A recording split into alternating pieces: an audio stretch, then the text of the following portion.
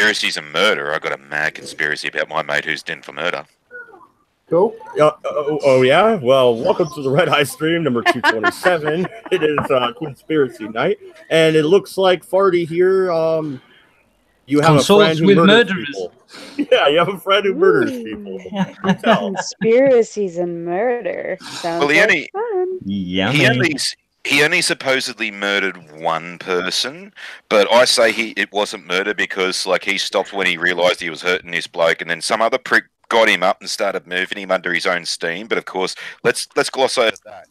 He asked this cunt, "Why'd you fucking move him?" He's like, "I was trying to save the victim." Okay, so but you left another unconscious Sheila there with the murderer that you're so fucking scared of. I reckon it was this other cunt that murdered him, not my mate. Yeah. Interesting. Yeah, I don't know your friend. I'm not necessarily sure if I don't want to know your friend. Sounds like a fun guy to know at a party, though. No, yeah, Dylan's mad fun. He is. Yeah. Does he take his own glass to the party? No, but he does take his own big sharp knife.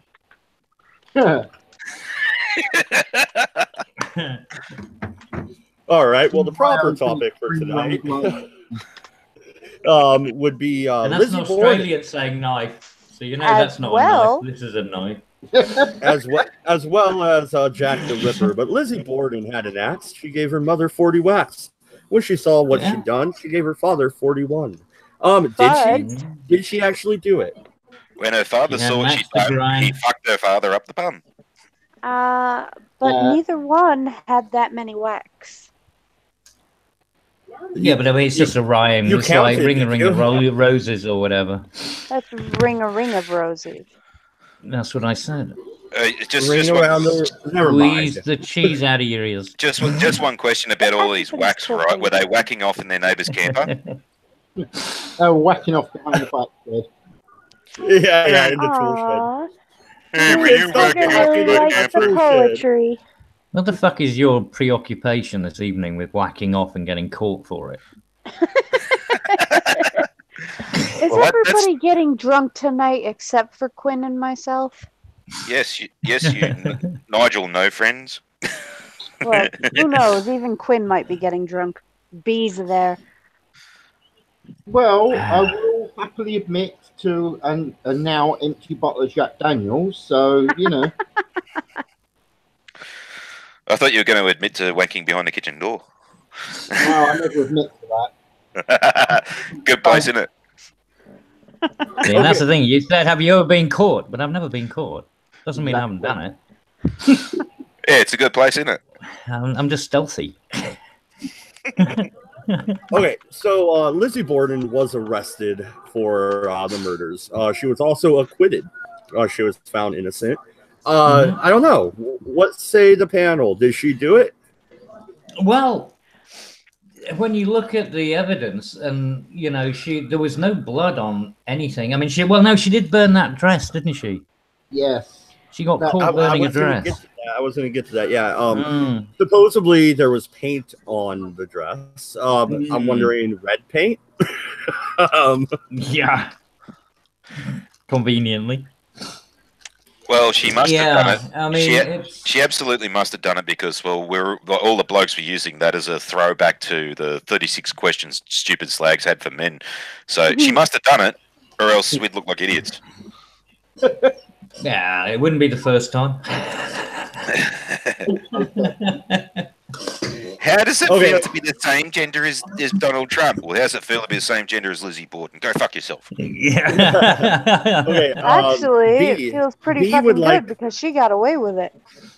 B would like some context on who Lizzy Bordon is. Okay, Lizzy Bordon was pretty much a old, what they called a spinster. She was unmarried, 30-something, which was old for back then. Lived at home with her father and her stepmother. Her father was quite wealthy, but he was also a penny-pinching bastard. He was very wealthy. Yeah. Part of a very wealthy family. And Lizzy herself was a kleptomaniac. Yeah. So the father was a penny-pinching bastard who had lots of money. I know, it's the Jews. and the daughter's a thief. Definitely sounds like a Jewish conspiracy. It's the And Jews. she had an older sister who wasn't really keen on the little sister, especially after she had been accused of murdering the parents, because she was guilty by association of Lizzie.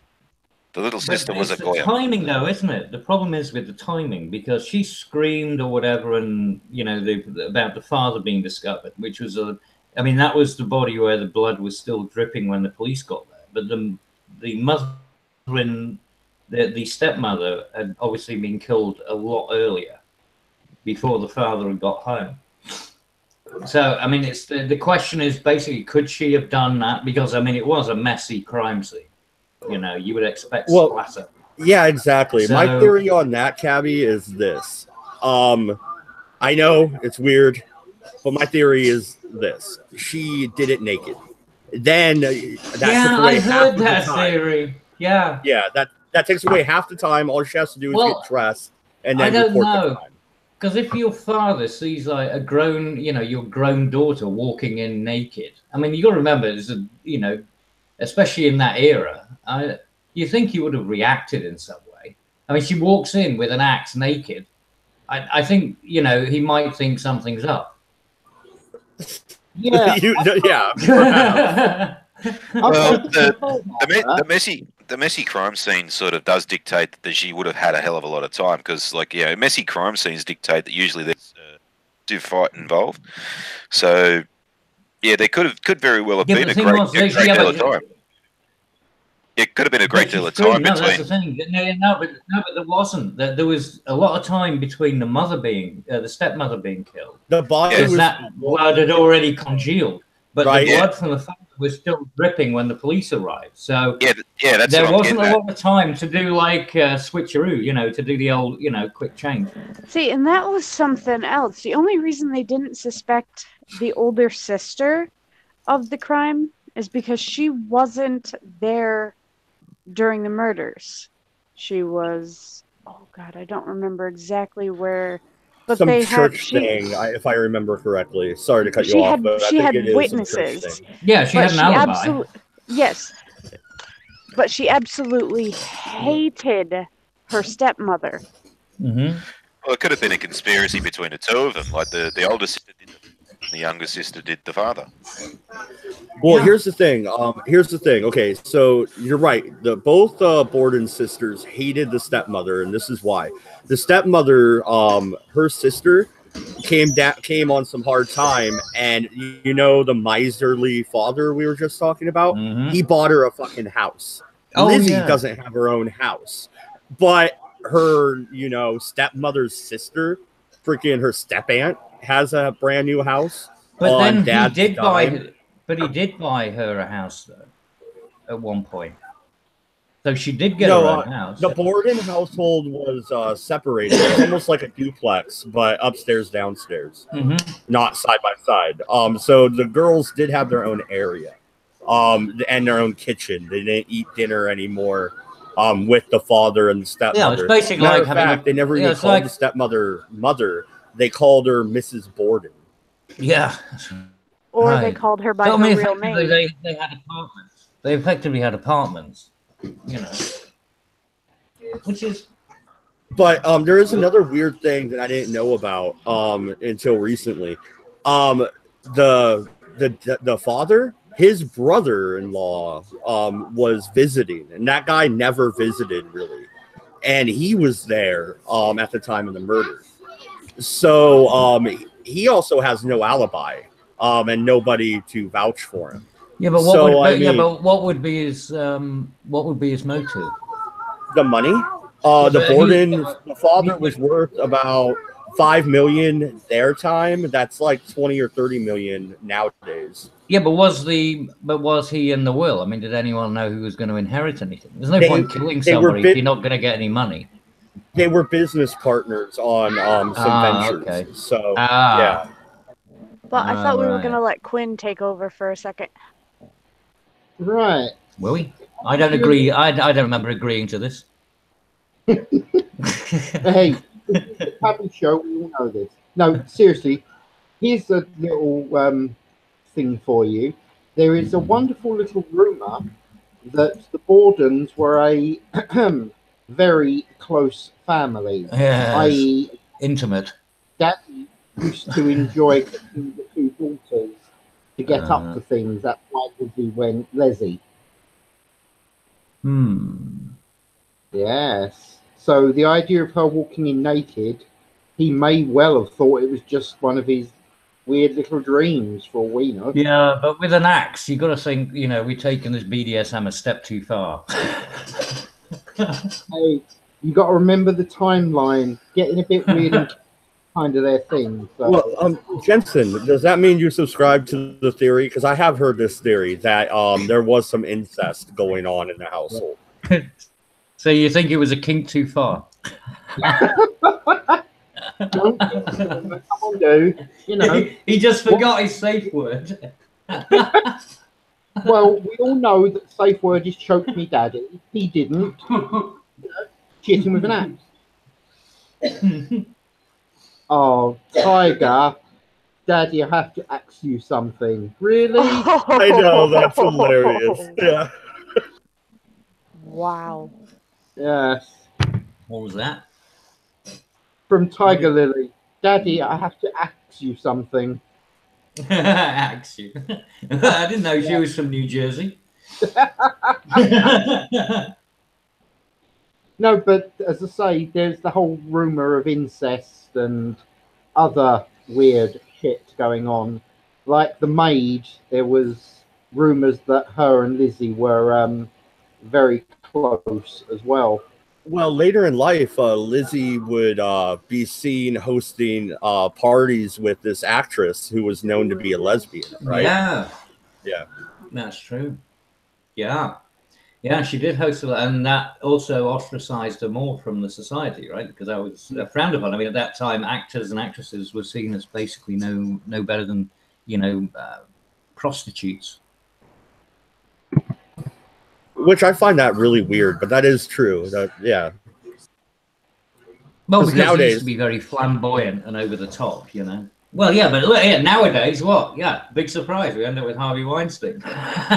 So they're all into it. They're all fucking. Well, no. What I'm saying is nowadays people hold celebrities up, you know, as you know, they're great or whatever.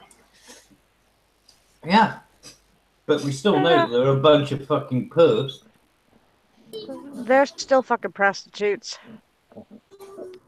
So, okay. So also, was it the sister or the maid who, on her deathbed, said that she had lied for Lizzy during the trial? She had lied to protect. That was Lizzy a sister. That was a sister, I think, wasn't it? I think so. I'm just not sure if it was the maid or the sister, you know, 100%. But because the sister stayed, you know, till her dying day, said that Lizzy hadn't done it. Well, and the thing is, back then, she'd done it. You know. No, the sister okay, so didn't want anything. The sister didn't want anything. Let's say she. Let's say Lizzy did it naked, right? She still needs help. You're still insisting on this nakedness. No. Well, no, because she still needs help to tie the dress up, so she needs an accomplice no matter what, right? That's what I'm trying to get at here. Dodge's ulterior motive is that he'd rather see that version of when Nicole Richie played Lizzy Bordon. Yeah, just he's waiting for the movie. Gotta have a naked Lizzy Bordon. Gabby. No, but how else? You know, you're chopping somebody up with an axe. Blood would be all over you. How does she not have a spot of blood on her?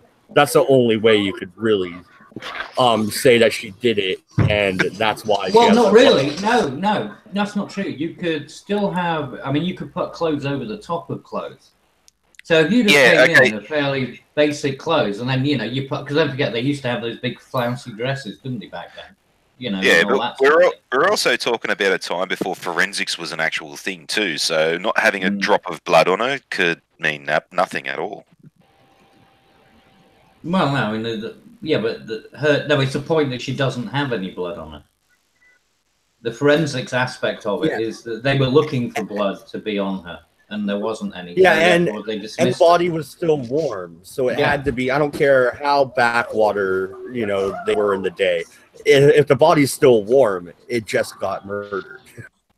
Yeah, it had to be pretty quick. Like the blood wasn't even congealing. They said it was still flowing when the police arrived.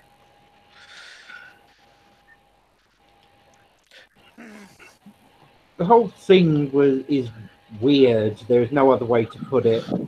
Like we said, though, it's not like they had forensics. At the end of the day, forensics back then is look for the first black bloke and say he did it. Yeah, that's true.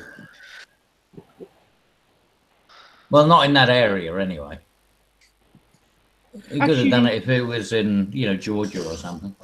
Where did all this happen? Something I actually don't remember. But what I mean about the whole forensics thing is they didn't have things like luminol and black lights back then, so she could very well have been covered in blood, it's just no one would have seen it.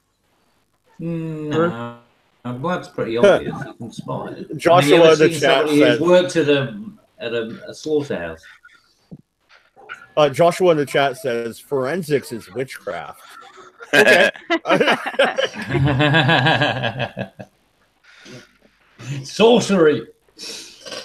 Burn the witch. She turned me into a newt. Okay, Jensen, the conspiracy part of this is it wasn't Lizzie, it was somebody else. Okay, let's entertain that fact. Who else would do it? The father wasn't necessarily liked in town. He was, like I said earlier, a fucking cheapskate bastard. He didn't even have electricity in his house, and he was worth $20 million. That was Hillary. And she covered it up. Bill helped to cover her up. No, Bill did it, and she covered it up. Yeah. That I'd accept. Let's be fair. The Clintons are old enough, they probably were around back then. I thought you said that B did it. Shh. We're not supposed to be telling people live. God's sakes, girl. Apart from non-disclosure. We know it won't be. Otherwise there wouldn't have been a body left. I'd have bet the bastard. Just another thing on Hillary, though. They're doing another sort of prequel series to Star Wars, but the original trilogy part, and they couldn't get fucking what's his name anymore for the Emperor, so they're going to use Hillary instead. Hey, Emperor Palpatine. Apart from that, if they want someone to play the Emperor, they just get George Soros, because that dude. Yes, now that would work beautifully. That would be spot on. Honestly, first time I saw his picture, I thought it was something to do with Star Wars until I found out it was. It looks like his face is melting. Yeah. He looks fucking weird. What is up with those bags under his eyes, right? Yeah, that's what I was thinking. Like, face, it's like he sat in front of a fire for too long and his face has melted. Confirmed. He's a freaky looking fucker. Gollum. Yes, Gollum. Yeah. Very precious. Please, though, come on. The dude, there is no way that is human. Let's put it this way. Yeah, I think that's definitely a product of some kind of satanic ritual. So, they turned the Lizzy Bordon house into a bed and breakfast. You can go and rent a room there. Supposedly it is haunted.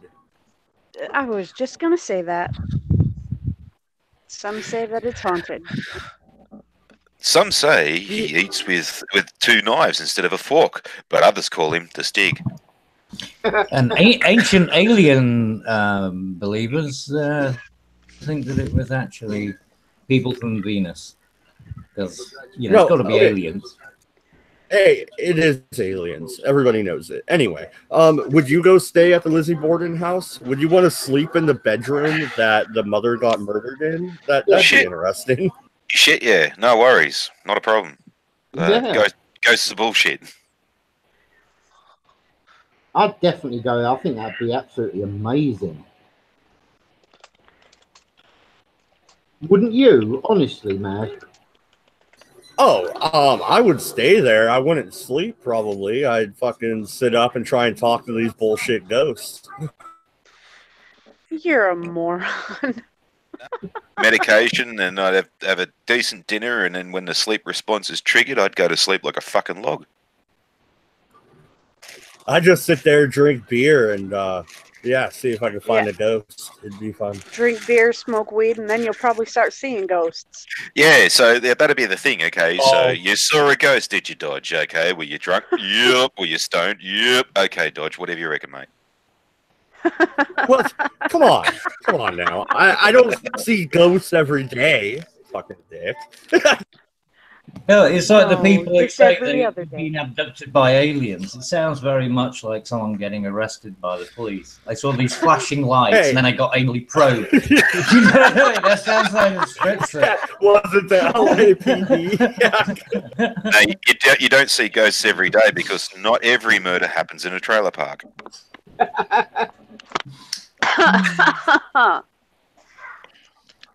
I think we'll let Dodge respond to that. Go on, sick him. No, I'm reading the chat here. Jacob says at Mad. Well, he spelled Mad Dodge Productions wrong, by the way, Jacob. Fucking idiot. Sorry.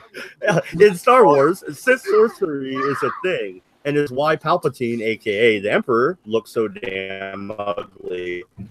Maybe Soros Looking really bad. than that. Maybe Hillary doesn't. Hang on, R2, you were droiding out there for a sec. Yeah, you're droning. Droided. Oh well. Oh well. Get this back on Lizzy Bordon. Yeah. Yes. Like I say, Well, what about it? I mean, but there's going to be no way of anybody ever knowing what the results are. The same thing as the, Jack the Ripper. There's no way. And even if we did manage to find that little nugget of the final piece in the puzzle, what would be the point? Isn't it better that it's just left a mystery than they can just enjoy it? That is the whole thing. I mean, like, we don't have the rebuttal of the people who are there anymore, so you can't really tell whether they did or not. Whether you can say, oh, but forensic suggests, and that's the whole point. It suggests. And then, it still comes down to, okay, well, we still need to speak to the person who actually did it to see if they're full of shit or not. Yeah.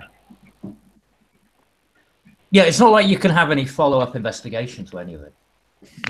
Well, if you contact the ghost, you can ask it.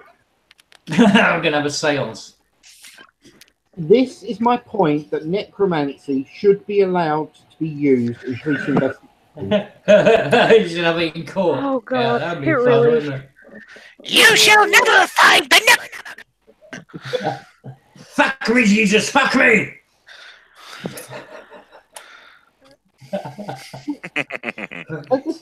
Can we have somebody who's actually sane on here other than myself?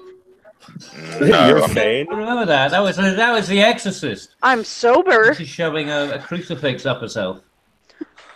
Moving on. She was being cross. She was being cross with herself. Oh dear. Yes, exactly. She's very annoyed.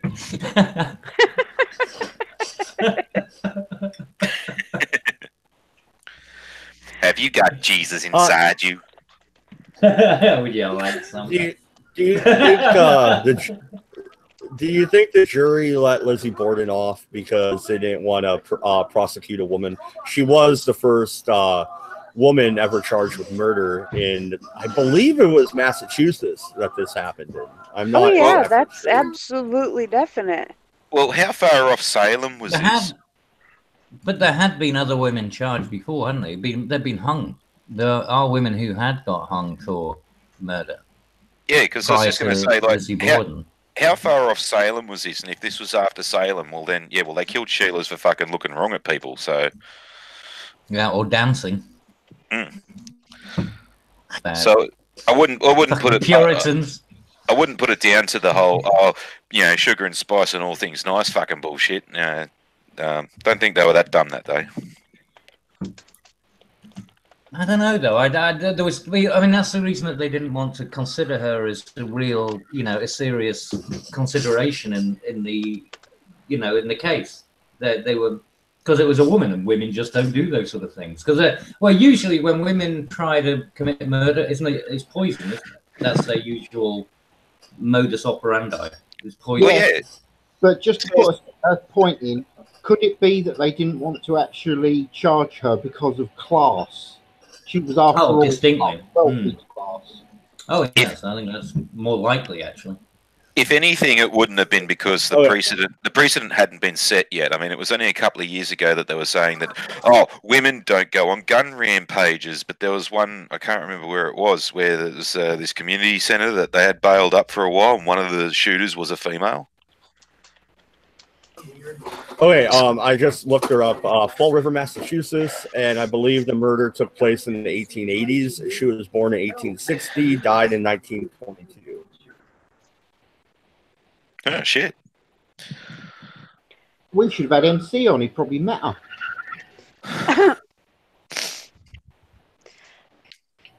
I just posted correction, for 1927. trial. Not 1927, not 1922. My bad. But yeah, so what? She died in the 1920s. She saw the Civil War and World War One. She was born right at the start of the Civil War. Yeah. Huh. That just sort of intrigues me about people's timelines and stuff like that. How many wars that they've lived through and all this kind of stuff. So yeah, morbid curiosity.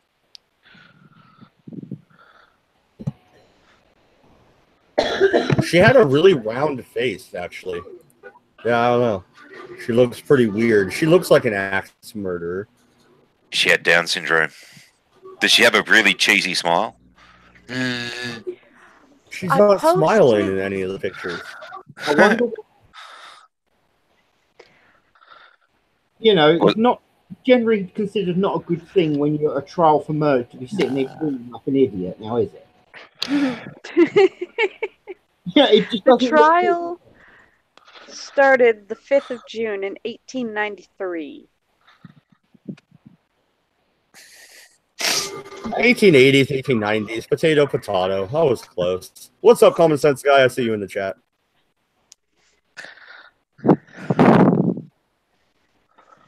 Please remember that the chat and the stream are often not talking about the same thing.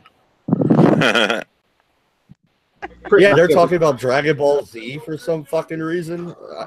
Because Common Sense Guy came in saying nuke DBZ. Fucking hell. There's always one, isn't there?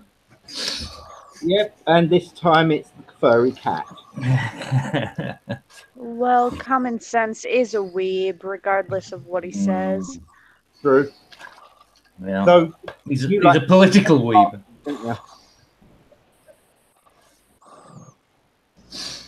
Karate. Yes? You call him an otaku, isn't it?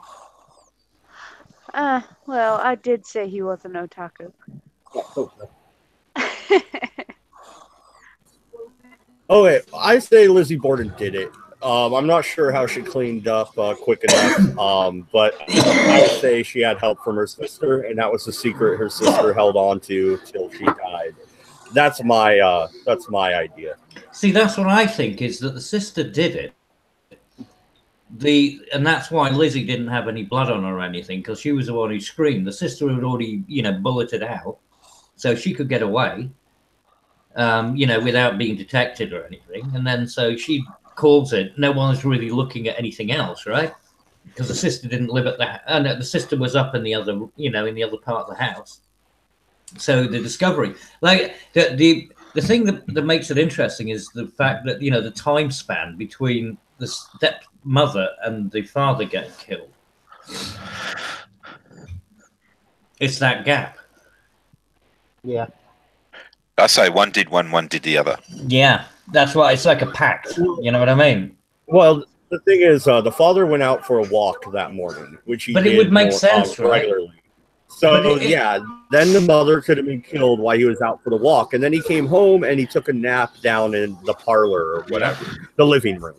That's when he was probably killed. Which is Yeah, why, 'cause, well, like Lizzie might have taken out the stepmom, right? Which was earlier. She could have then got changed, and which would account for the dress that she ended up burning. And then the sister off the father, and she went away, and so nobody, because nobody was paying attention to the sister because she wasn't there at the time. She kind of ran out, but it was still a sort of fresh crime scene. She's I the have one a with the blood theory. on her. She puts a jacket on, covers it up, right? Nobody knows it. Nobody sees it. I actually have a No. theory. Yeah, fucking Lizzie did the first one, and the two sisters were both in on it. And so while Lizzie's off fucking cleaning up, the other sister's there, and the father gets home, and then the father starts ranting and raving, like, you two fucking hated this bitch, and I'm going to the cops, and I'm going to fucking tell them this, and I'm going to tell them that. Then the sister does the father. She fucks off to go clean herself up. And then Lizzie comes back genuinely shocked, like, holy shit, this wasn't part of the plan. Fucking, crap. And screams. Actually, that's not a bad theory. No, I don't see that she'd really need Well, to scream or anything. I mean, here's she'd my have got what she problem with wanted that theory. anyway. Here's my problem with that theory. Why would they wait until their uncle is visiting when he hardly ever visited? Why wait until you have a house guest to kill your parents? Alibi. So it's convenient to have an alibi. Yeah, it's you got evidence. You got it. It just gives it more kind of substance, doesn't it? I mean, maybe they thought that he'd be blamed for it, right? Because women didn't do this sort of thing. So maybe they thought they could even pass on the responsibility to the uncle. Well, they actually entertained that in the TV show that they did with fucking Nicole Richie playing Lizzy Bordon. That it was the uncle or the stepbrother or some fucking crap like that. He was a criminal and all this kind of stuff, and they were hiding him for some reason. I didn't really get into it too much, but I remember that aspect of it. Yeah. Oh, what a tangled web we weave. I know what millennials will be saying. So why didn't they have security cameras in their home to capture all of this? I mean, like, Jesus Christ, they're supposed to be rich. They're supposed to be rich. I mean, like, who doesn't have security cameras now? Yeah. And why didn't why didn't the father use his mobile phone to call the police? I mean, like, yeah. Well, yeah, but in those days, well, I mean, maybe you could afford a sketch artist in every room, to record what's going on. No, that's what the millennials will be asking, because I actually heard a dumb fuck millennial ask the question. Okay, so why didn't people get rescued off the Titanic? Couldn't they have used their mobile phones to call for help? I was like, are you fucking serious, stupid? Oh my god, I'd want to beat the crap out of that dude. Yeah, well, those are the people who deserve punching. Yeah, there's no other solution. There's no other solution for them. Well, they say there's no reason to hit women in Australia nowadays, and this was a female. Wow. Are you sure? Was it not trans? Well, yeah, but it makes sense because women don't understand STEM, right? They're not big on STEM. God damn it, Cabby. Social sciences for the ladies. So Lucy and her sister both grew up with a slop pail and a chamber pot in their rooms. Most people did that back in those days. Yeah, not rich people. No. They did. Absolutely. Kings had. Not everyone. 18. She was born in 1860, dude. They had indoor plumbing. No, they didn't. No, that's one of the things. Because the father was a real cheapskate. Yeah, but the thing was, it was a real cheapskate. They actually still had the old hand pump. Yeah, fucking in the house, because that's one of the reasons that they resented him, was because he wouldn't invest in doing any, proper plumbing. British royalty still had fucking chamber pots and shit in those days. They did, yeah. I think they probably still have them underneath their beds just in case of an emergency. Yeah. Yeah, I wouldn't be surprised. Fucking how recent everyone having indoor plumbing is. I mean, shit in Australia, it was sort of like up until the late 60s, when outhouses, like the outback dunny where you used to shit in a pot and someone used to come around with it, pull out the slop bucket and all that kind of crap. Fucking, that was a thing right up until the late 60s. honeypot. Well, they still do that in Alaska, you know. Well, They still do the get honeypot that. collection. I get that, but the thing is, though, Lizzie's father had the money to where they could have had indoor plumbing. Yeah, That would have was Oh, my yeah, shit. she did. Yeah, but he didn't. That's the thing. And that's one of the reasons that she resented her father. And she wanted to live the high life and to have all of the, you know, the good things in life, but her father wouldn't do it. So that's really, you know, where the motive sort of comes in as to why she might have been motivated to get rid of him. But it's just an odd set of events, you know. The stepmother is done, you know, done over hours before the father. So, and then Lizzie finds the father, but, you know, because it's not like it could have been a robbery, right? If it was going to be a robbery gone bad and, you know, people came in trying to rob the place, they'd have both been killed pretty much, you know, within the same time frame. But the gap between the two of them being killed is where the anomaly lies, which is why it looks like it would have been done by two separate people, which is why I think the two sisters could have been in cahoots. Yeah. Well, it again adds credence to the whole incest in the family, and they finally snapped and said, "Nope, cop this, you bastard." It's entirely But I still don't think it possible. requires anyone to be naked. You're entirely. lesbians. No, we're sisters. With all the stuff that I've pulled up thus far, it's entirely possible that both sisters could have done it, because Andrew Bordon gave the house to his second wife, and from the looks of it, it pissed off both of the sisters and they were initially calling the wife by her name. And the thing is that that's what caused them to start calling her Mrs. Bordon. But also the other sister, even though they weren't close or anything, the other sister still, you know, to a dying day, declared that it, you know, Lizzie hadn't done it. Lizzie done nothing. Oh no! Before the murders, they were very close. Mm-hmm. It wasn't. Yeah, but that's usually what happens, right? If you commit a crime, then, you know, afterwards it's like we better go our separate ways, right? You know, try and create some distance. So that's going to be a natural kind of effect of. Well, I thought she lived with Lizzie afterwards when Lizzie bought the nice house on the hill, right? Yeah, and then she left because Lizzie kept, having that actress come around. Yeah. Mm. Emma's the one who moved. Yeah. Lizzie lived in the Borden house until she died. But even her sister always said that, you know, her sister hadn't killed the father. That didn't mean that she was admitting that she hadn't killed the mother, though. So, I mean, well, like I said, it could be 6 of one, half a dozen of the other. It does seem like a collaboration, though. Did the uncle get anything out of the will? I wonder if he was in on it and he was just conveniently not there when the murders occurred. I don't know. I don't know if he benefited at all out of it. Just a second. Whoops. Shirati's doing her research. Dynamic research, you see, we're fact-finding. I have another theory. Entertain this one. The two daughters realised that fucking the stepmom was going to off the father because fucking she wanted the money to herself and couldn't be bothered waiting. So they tried to knock the stepmother off, and then the father came home, went ballistic about it, wouldn't listen to reason, thought that their story was full of shit, and then they had to knock him off. No, the thing is, though, he was found lying on a sofa and there was no signs of distress. I mean, like, apart from the, you know, but he basically fallen asleep or whatever and was jumped.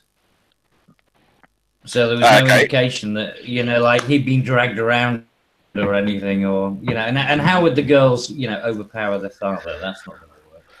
Okay, they talked him into sleeping on it. They said, no, look, we'll talk about it in the morning. I'll tell you when your head's straight and all this kind of shit. And he goes, all right, then fine. And has a cup of Lemsip or some fucking crap like that as a snooze. By the looks of it... Stretching the point. No, this is Quinnspiracy, isn't it? I'm making conspiracies. Well, yeah, true. Yeah, but it's By not the bollocks. looks of it, it says Lizzie's uncle, John Morse, hid the hatchet, or at least that's what the police had initially thought, and helped Lizzie hide her stepmother's body upstairs. Oh, I know exactly what's happened. They offed the What do you mean? Yeah, no. They offed the stepwife because she knew about George W. Bush's plans to destroy the towers on 9/11 But that's to just get the Iraqi one oil, site so that they I'm had on to so far. so they had to knock her off. It's a preemptive strike. God. That's just one site. I haven't been. Yeah, but the thing is, checked it I've for seen the another one yet. pictures of the. I've seen the pictures of the photos that were taken of the actual crime scene, and the mother is face down. Weirdly enough, with her ass up in the air for some reason. Sounds like she's projecting. Oh, Ted, Seriously, you gotta look at the pictures. Ted Bundy did it. Yeah. He left a few victims like that. Yeah. Oh my god. This is going to be a So, very long night. Swab her ass for DNA. That's true. Yeah, no, swab her ass for True. DNA. I guarantee you'll find Ted Bundy's DNA up her ass. Very So long she's night got her ass in indeed. the air, and she hadn't been moved, so there was no hiding a body. It wasn't like anyone tried to even move the body. It was left there in this weird position. Well, maybe they just miswrote something. No, it's photographs. Like I said, you can see the photos. It's very odd. I know, rigor mortis put her into muscle memory, and that's the position that she's usually in. She reverted to a natural state. Wow, you boys are terrible. No wonder nobody can deal with your bullshit. You seem to manage. It's a conspiracy. It is a conspiracy, one that needs to be dealt with. What, the stepmother wasn't a dirty whore that spent her time with her ass in the air? All women are harlots. Haven't you figured that out yet? Oh, of course I know that, but yeah, geez, they really have an aversion to being either called sluts or whores. Yeah. Well, no, they like it. Just depends on when you do it. Given the act of passion, it's fine. Well, according to Sarah Hanson-Young, if you call her a slut, they're shaming her, so she must be a whore then. Fair point. Fair point, yep. All right, so we'll move right What along. did your sister just say there, Quinn? Yeah, move along. Nothing to see here. We're taking the piss out of Santa Claus. Oh, I saw Mummy sucking Santa Claus. Santa, the original paedophile. The views expressed by the panel of the Redeye stream are not necessarily the views of Mad Dog Productions or any of the other panelists participating in said stream. Thank you very much. That's our public Santa's a announcement for the pedo.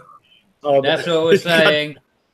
Yeah, I mean, like, how about we move on to Jack the Ripper? I mean, nowadays when you see someone come down the chimney in the middle of the night to leave children, you sort of start to seem a bit weird about that. But back in the day, it was perfectly fine. If you see somebody coming down a goddamn chimney nowadays, you're liable to shoot him in the face. Especially some fat old man. You imagine like Matt Jarbo suddenly turning up in your house. You know, He drops a boulder first. No, he's gonna have his 2-year-old strapped to his chest too. Yeah, he's gotta have his papoose, so he looks like the metrosexual twat that he is. Actually, in Melbourne, we had another one of those dumb shits that tried to rob the house by going down the chimney, and we got stuck. No. Jesus Christ. Yeah. But no, you guys were talking about whores. Let's talk about the whore killer himself, Jack the Ripper. And we can actually get away with calling them whores because they actually were whores back in those days. That's what the correct term for it was. They were whores. Do get paid. Mm-hmm. Yeah. Full on. But he went after particular whores. 1888. I should make the point that 1888 horse. There was a vintage year. 8% for you. That was a vintage syphilis then. That's right. There was a vintage. If you didn't have 1888. 1888, it ain't worth shit. And they were specific types of whores. Whores that were drunkards and abused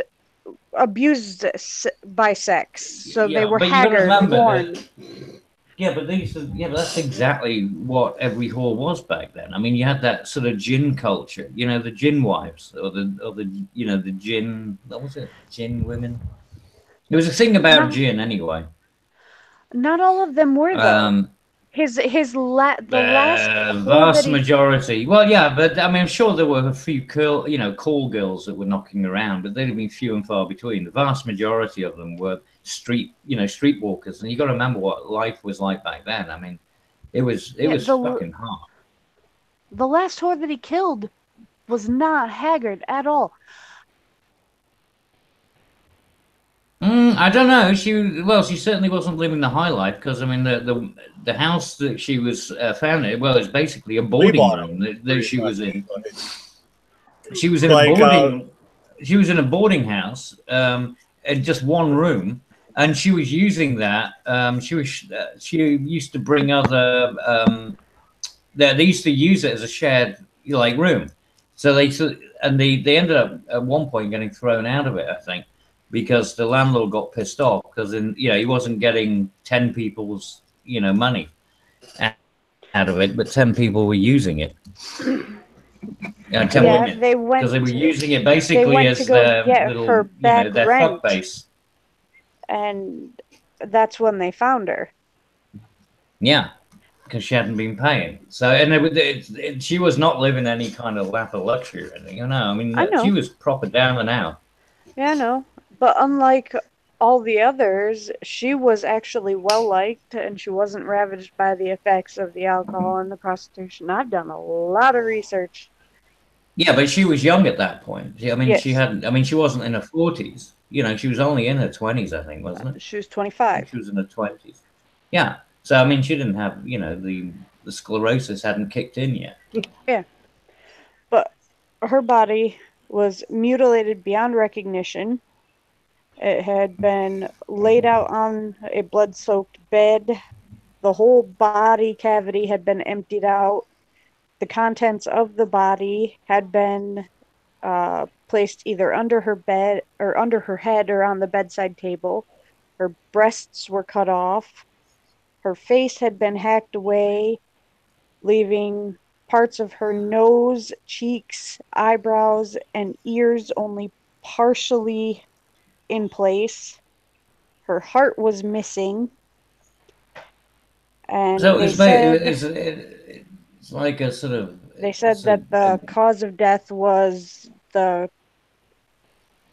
slice of the neck from left to right, like he did with all the other prostitutes.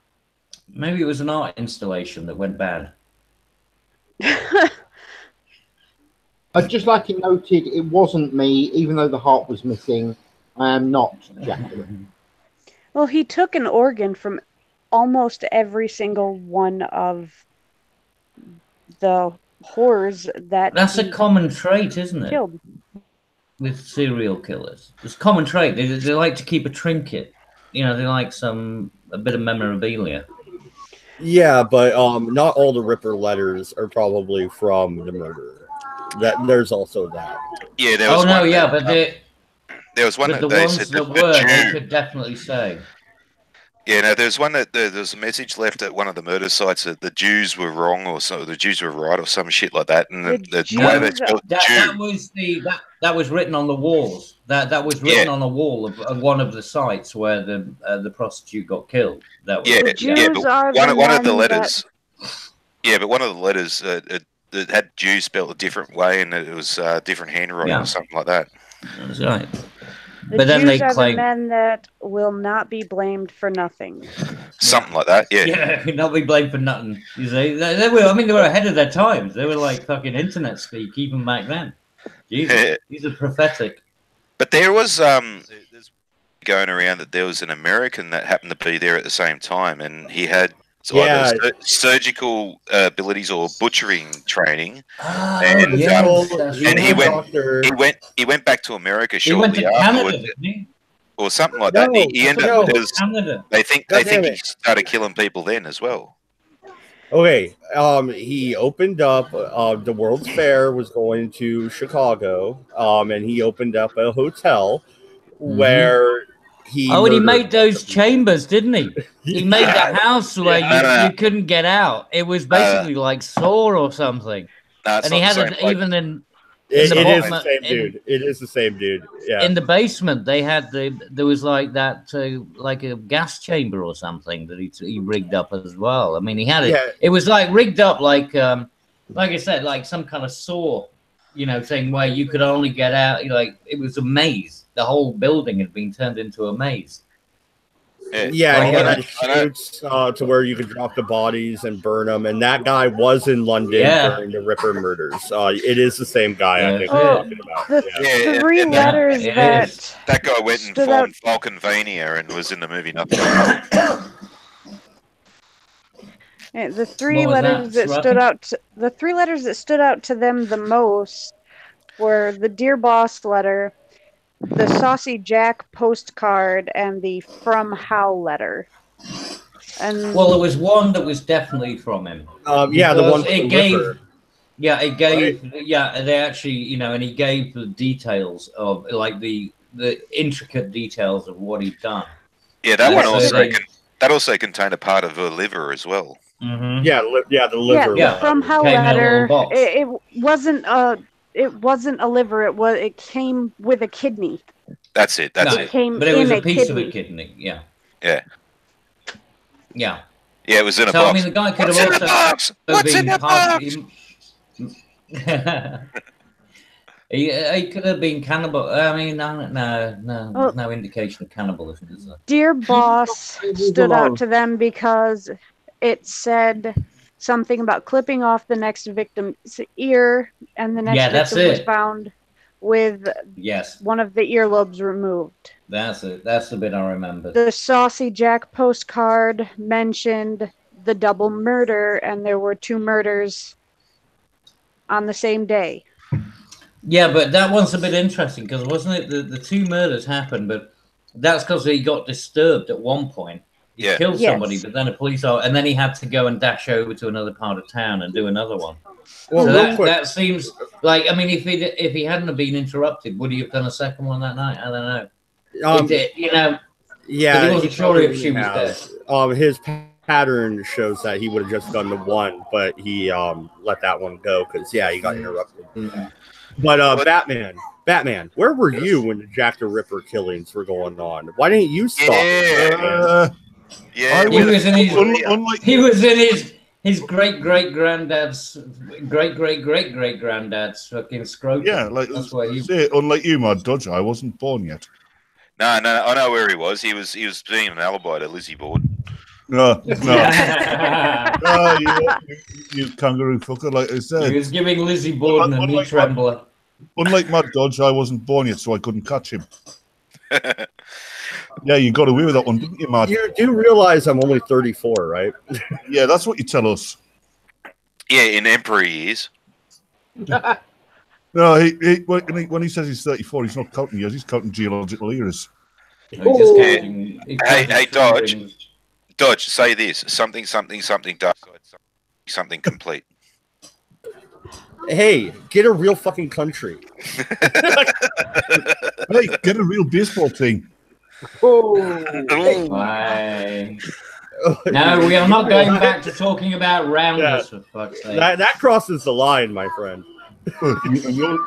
Anyways, the first that died was Marianne Nichols, and she died August 31st in 1888.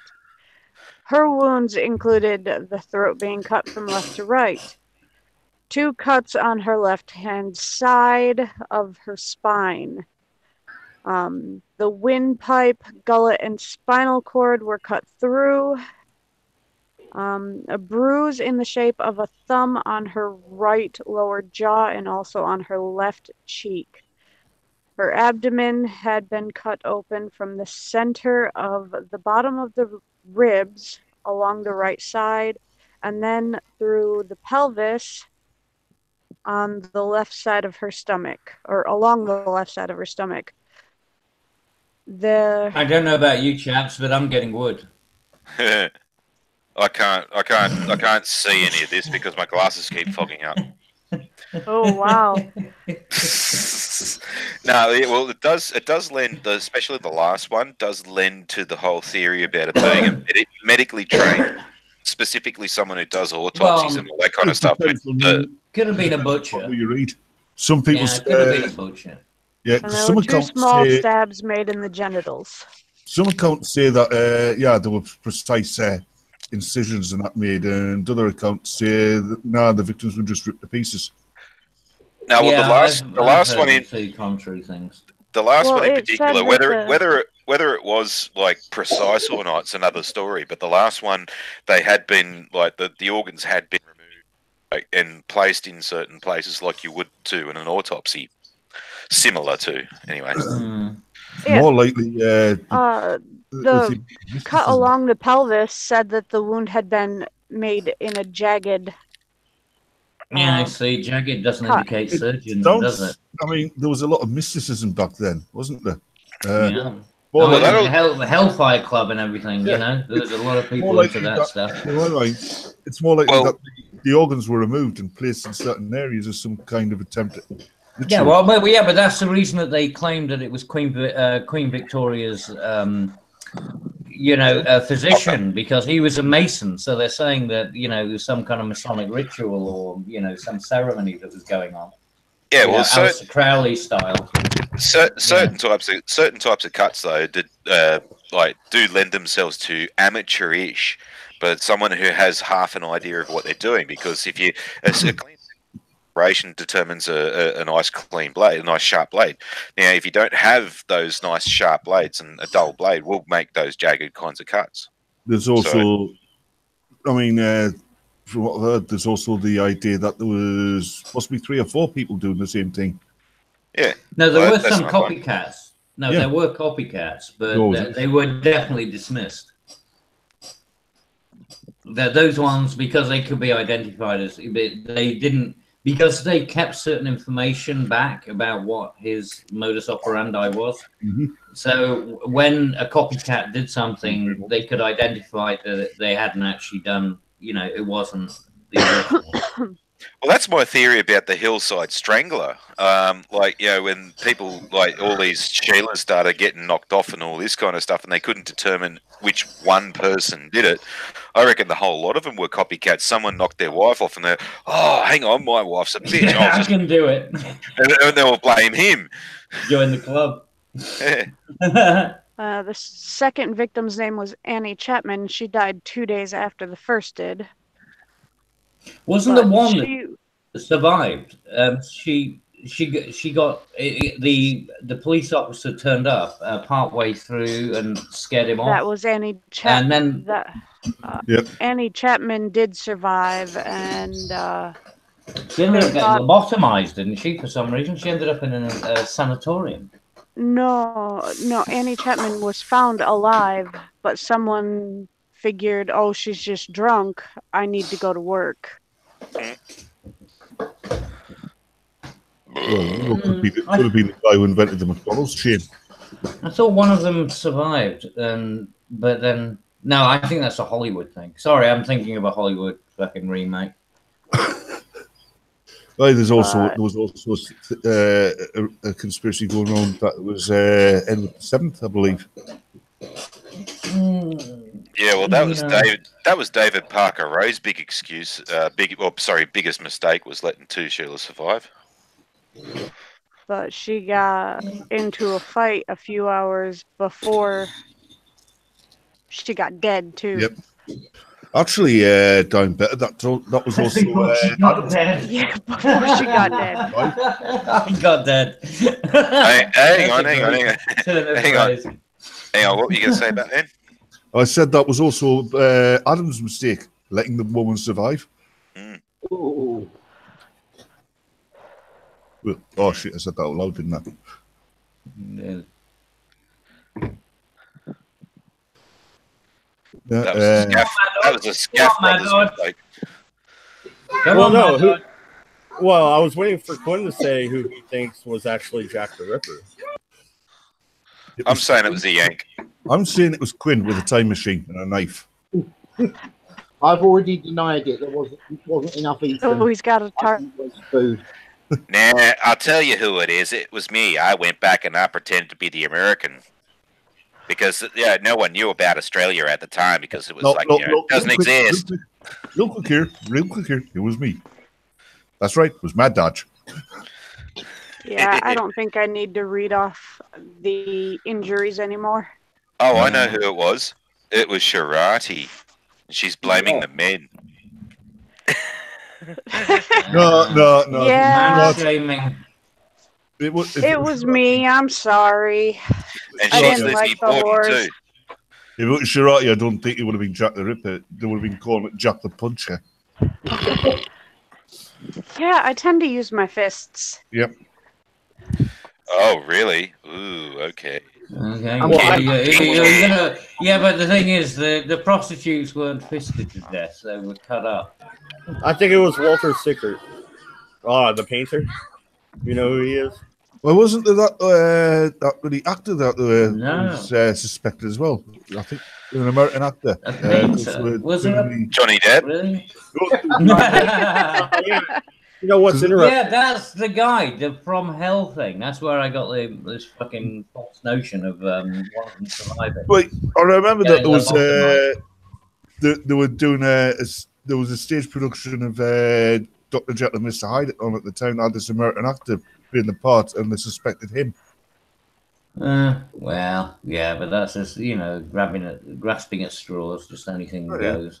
Oh, I know who it was. It was the Russian hackers. Oh, God, bloody Russia. Putin done it. It was the Russians. Yeah, the third and the fourth victims both happened on the same day. Elizabeth Stride was the one who just had her throat cut, and he was caught in the act and he had to run away. Okay, that's the one I was Give thinking. Give it another 100 years or so, and it'll get mixed up with let her finish. Catherine Eddowes was the fourth. Continue. And she was like the other victims. He had time, so he disemboweled her, right? Okay, in the whole guise of the conspiracy thing, I know who did it. It was the CIA who did it on behalf of George W. Bush to cover up the fact that 9/11 was an inside job so they can go get the Iraqi oil. Yeah, no, you're just going to say this every fucking time, aren't you? Yeah. Sorry, No, she had her body mutilated like the second victim. Give it that was to scare the truthers off. Yeah, give it another 100 years. I think the entire Jack the Ripper thing's going to get mixed up with the Spring Heel Jack stories as well. Well, that I said the Spring Heel Jack. Yeah, but the Spring Heel Jack stuff, there's really no evidence of anything really happening. It was just like one of those penny dreadful things. That's all I think it was. It was like, well, it's basically like a comic strip of the day. They just made it up. Because in some accounts, Spring Heel Jack's kind of like Batman. He stops crying. In other accounts, he's just like some crazy creature. Yeah, none of it ties together. And the only but it was all happening at the same era. Was because the media couldn't get the police to give them any information. And then Scotland But he was saying the thing was he was meant to be seen bounding over, like he could vault, buildings and things. I mean, the chances are it's probably he just he was a pretty springy guy, and so he could jump over a wall, and it turned into the idea that he could jump on the top of a house or something. You know how these rumors, like I said, the Penny Dreadful thing, they were like the original comic books. Yeah, well, the whole term Jack something, Spring Heel Jack and all that kind of stuff was just a term that they used. It was Jack whatever, and then like during World War II, it was Johnny, like Johnny on the spot, bloody things like that. Exactly. Johnny come like or Tommy. you know, Yep. and the Tommy as well, you know, for the soldier and stuff. So yeah, it just becomes a generic sort of term. Yeah.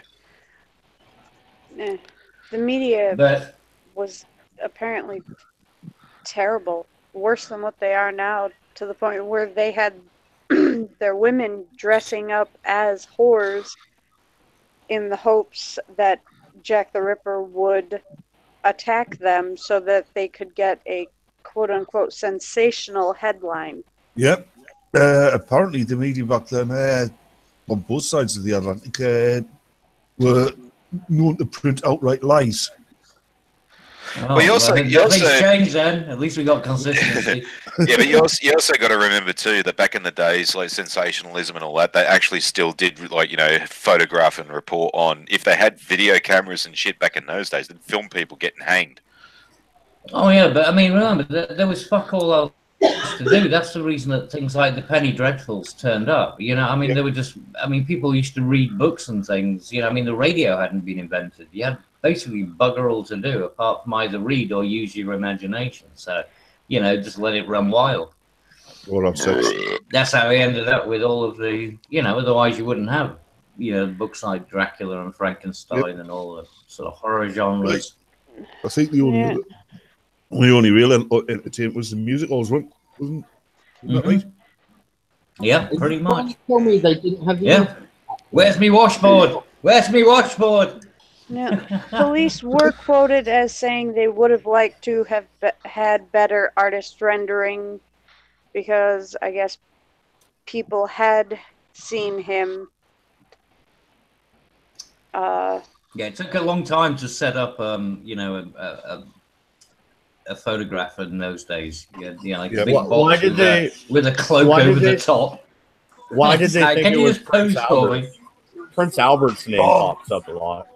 I just had a silly idea. Can Bullshit. you imagine if someone like Picasso would become a police artist? Oh, shit. Yeah, we're looking for this man. That's Hang a on. man. Hang on, why has this woman got a fat lip? That's just Picasso. No, she seriously had a fat lip. Yeah, but she got eyes over here and a fucking navel down there, and Oh, oh Picasso. my God. Picasso doing a photo. She's got eyes on the Fucking- opposite side of the planet. No, she got face blown up with a shotgun. Oh, Nice. As Yeah, far yeah, as like what a- you a said Picasso earlier, though, photo Farty, fit. that the Jews are the men that will not be blamed for nothing. Yeah. So they will be blamed for something. Nothing. The Jews did nothing wrong. yeah, wasn't I it spelled guess Jeue or something like that? Or I Jeuws?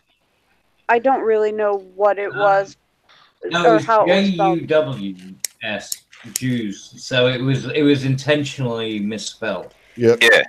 Well, the cops didn't know one way or the other if it had anything to do with Jack the Ripper, but they didn't want a resurgence Yeah. of anti-Semitism and violence against the Jews, so they wiped it away.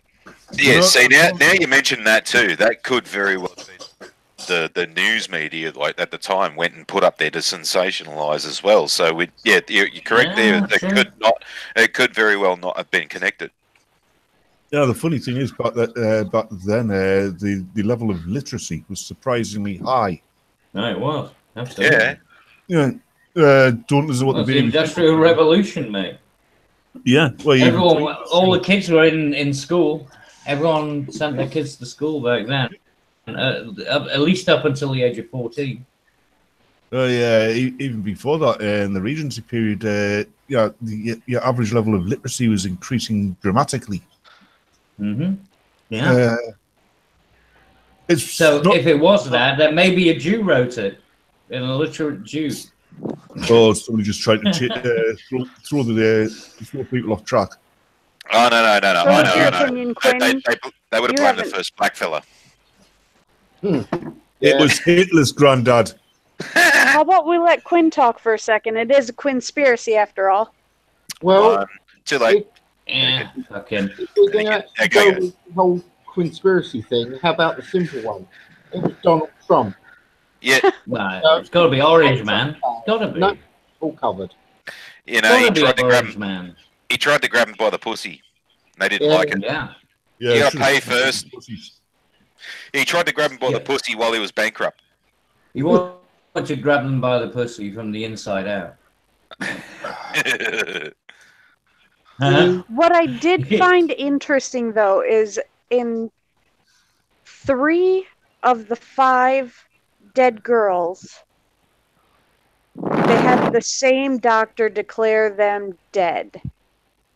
Yeah, but there were very few doctors back then. You got to remember that we're talking about a period of time where there were, And you know, the amount of consultants or anything, there were very few. Yeah, plus remember too that by the time that they were declared dead, they were very, very dead at the time. I mean, Ray Charles could declare them dead at that point. Yeah. Well, he took the neck and cut it to the spinal cord. Well, maybe he's a Muslim. They would What the have fuck bled out wrong in with you? less than a minute. Yeah. Well, you know, Yeah. Muslims, they got a habit of, you know, trying to decapitate people, haven't they? But yeah, the difference between the Muslims and this You guy is just- that the Muslims use a butter knife and this guy used a You are semi-sharp knife. trying to shut down Dodge's channel, aren't you? I'm just pointing out that there is a trend of Muslims and knives and necks. That's It's just connecting it's the dots. it's not our fault. It's the truth. And then you got the Jew thing on the wall to try and implicate it on the Jews so the Muslim can get away. Oh But no. Did No, no. nobody look into who the Muslims were in the city at the time, trying to No. blame the Jews for something? If it was the Muslims, they'd say Palestine and not the Jews. Free Palestine. No, because that didn't exist at the time. That didn't Yep. come into effect until 1946. Well, neither Alright. did George W. Bush's war on the oil, so you could get the oil. But I'm saying that too. So Yeah, exactly. Yeah, there's bollocks. All right. Well, here's a question. Do you think that he would have gotten away with it today? fuck no. No, No way. Not with forensics the way. it not is. with Not genetics, at all. CCTV. Yeah, exactly. Especially in London now. Like, yeah, with just what Batman said, with the amount of CCTV that's in London at the moment, you really can't get away with pissing up a laneway. Well, No. it depends on what ethnicity he was in London, doesn't it? Yeah, well, exactly. Yeah, because it's just the way it's going to be reported, though, isn't it? If it was Jill the Ripper, she would get let Yeah. off. But it'd be a knife of peace. It wouldn't be, you know. It was Ahmed the Ripper. It'd be a murder. Sadiq Khan would fucking stand up for him if it was Ahmed the Ripper. Yep. It was a Poon Hasapim Padalan or whatever the fucking name is. It was Uh, good to think the Ripper. Little Simpsons reference. Yeah, and all the Chinese people. Yeah, no, be don't going, blame the "Hang on, poo. No, he was a fucking Hindu. He's all right. Why are you blaming it? He's not a fucking Muslim. He's a Hindu. yeah, Yeah. Gandhi Was was a he? Hindu too, but he was a wife-bashing asshole. No, he certainly Well, popped that's out a few what kids, he's but I don't know now. about the beaching thing. Well, I haven't watched The Simpsons in years. Apparently, Gandhi won a I just remember match the of- goddamn name. Barely. Yeah. Gandhi beat up Genghis Khan in a celebrity deathmatch. He wasn't that peaceful.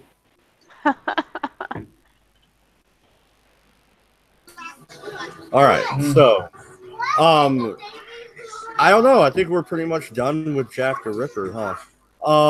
Did you guys hear China sent up a lander to go land on the dark side of the moon? That should be interesting.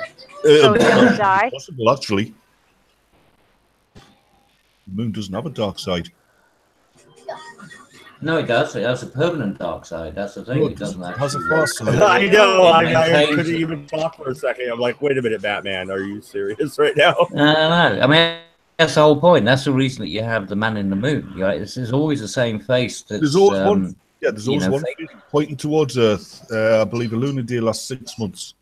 Both sides of the moon. Yeah, but but as the moon rotates around the Earth, then there's a part. I mean, it's always going to be on the dark side of. I mean, for us, it's the dark side. I mean, obviously, it does have a light side, but not for us because that's when it's round the other side, and we're still seeing the front face. Yeah, What but- other to serial us, it's a killers can dark we side. talk about? Um, Male David or Parker. female? oh, how about the Boston Strangler? How about that one? David Parker Ray. He's funny. And No, know him. Funny. David yeah, He was the funny guy toy, when you had a beer with him. the Don't toy know box. him. No, the toy A box funny killer. serial killer. Yeah, No, the toy no. box killer. tell me Huh? about it, mate. Don't know Never about heard it. about this one. No, I've heard nothing Yeah, about no, this. he's a guy who lived in this Nevada town called Chance or Consequence, and he was picking up Sheilas for years. And they reckon that there's a conspiracy with that. There was more than one people involved because apparently some of the things he'd get these Sheilas to do while they were drug fucked and all this kind of stuff Jesus, was like fuck, he's ugly. he'd have like groups of people, and these Sheilas would be doing performances. Like you'd lock them into this little frame type deal thing, to a doggy position, and then call in the Doberman, and the Doberman would have his way with the Sheila. Jesus. But in his front yard, he had a trailer, like a proper semi-trailer, like 20-foot long trailer with like a gynecologist's table and all sorts of weird and wonderful sex toys. And yeah, if you go and listen to the tape that he played of these Sheilas at the beginning, it's mad fucking wank fodder, man. I bet you couldn't get to the end of the 40 minutes before you blew. So he forced them to have sex with dogs. No. Oh He my kidnapped God. Sheilas so his dogs could have sex with them. Yeah, The well, if Whitney was, Fucking toy box killer shit is being sold on Amazon. Woohoo! if you kidnapped Whitney, Wisconsin, those dogs would never have gotten out alive. So the whole, but I don't get what the just because he Right? wanted to give his dogs something to fuck. The toy box I'm killer confused. kidnapped, raped, and I don't tortured get it. dozens of women from the mid-'80s to 1999, when New Mexico law enforcement finally captured him after his final victim managed to escape and run down to the highway in nothing but a dog collar. Makes you wonder why hell of a lot of these Oh, she yapping. psychopaths or whatever target women. I mean, have they had bad experiences with women in the past that further unhinged their already? These are issues with their moms. It's like, you know, the original Psycho, you know, when you look at the original Psycho, it's always about, you know, some kind of mommy issue. You know, they're usually... Or they got beaten by their father, so the mummy protects them and things like that, and they end up as mummy boys. Or... Well, the Mossman granny killer. There's a suburb in Sydney called Mossman. It's a very, very affluent area, and there was a bloke running around killing off elderly ladies, and they called it the Mossman granny killer. And when they finally caught him, they asked him, like, "Why'd you do it?" And he said, "Because all of these women reminded me of my mum." And they apparently they did have a physical resemblance to each other. Mm-hmm. Yeah. Well, but you've got like there's an Oedipus thing as well. You know, like where you know the men have a desire for their mother, and then they end up in self hatred. So you find certain ones where they find women who look like you say, they look like the mother. Yeah. And that's usually though the ones who rape and kill the victim. So they rape them and then they kill them because they've got this Oedipus thing, but they know they can't do it in reality, so they have to kind of simulate it. Yeah, and then the self-loathing kicks in. That's why they kill the victim. Yeah. Or we could talk about and also the risk. Australia's favorite woman, Catherine Knight. Well, what about the backpack killer? Wasn't that Australia? Yeah. Ivan Milat, the backpacker murderer. Yeah. I've actually been to Belangolo State Forest where not so long ago too. Ivan Milat's nephew fucking killed one of his school friends out at Belangolo State Forest too. So what about all these kangaroos? You know, like abducting children. I mean, that's serial. That's the dingo, mongoloid. Yeah, the dingoes. Yes, the dingo stole my baby. Quinn would get a kick out of this. The Australian woman Catherine Knight butchered her husband, or not husband, her lover apparently, John Price, skinned him, put his meat on a hook before decapitating him, boiling his head, then cooked his flesh with potatoes, pumpkins, cabbage, and squash with gravy, and served it to his children. I remember that. Hey, Sharati. No. Sharati, you want some mum rub fodder? Go look up Anita Cobby.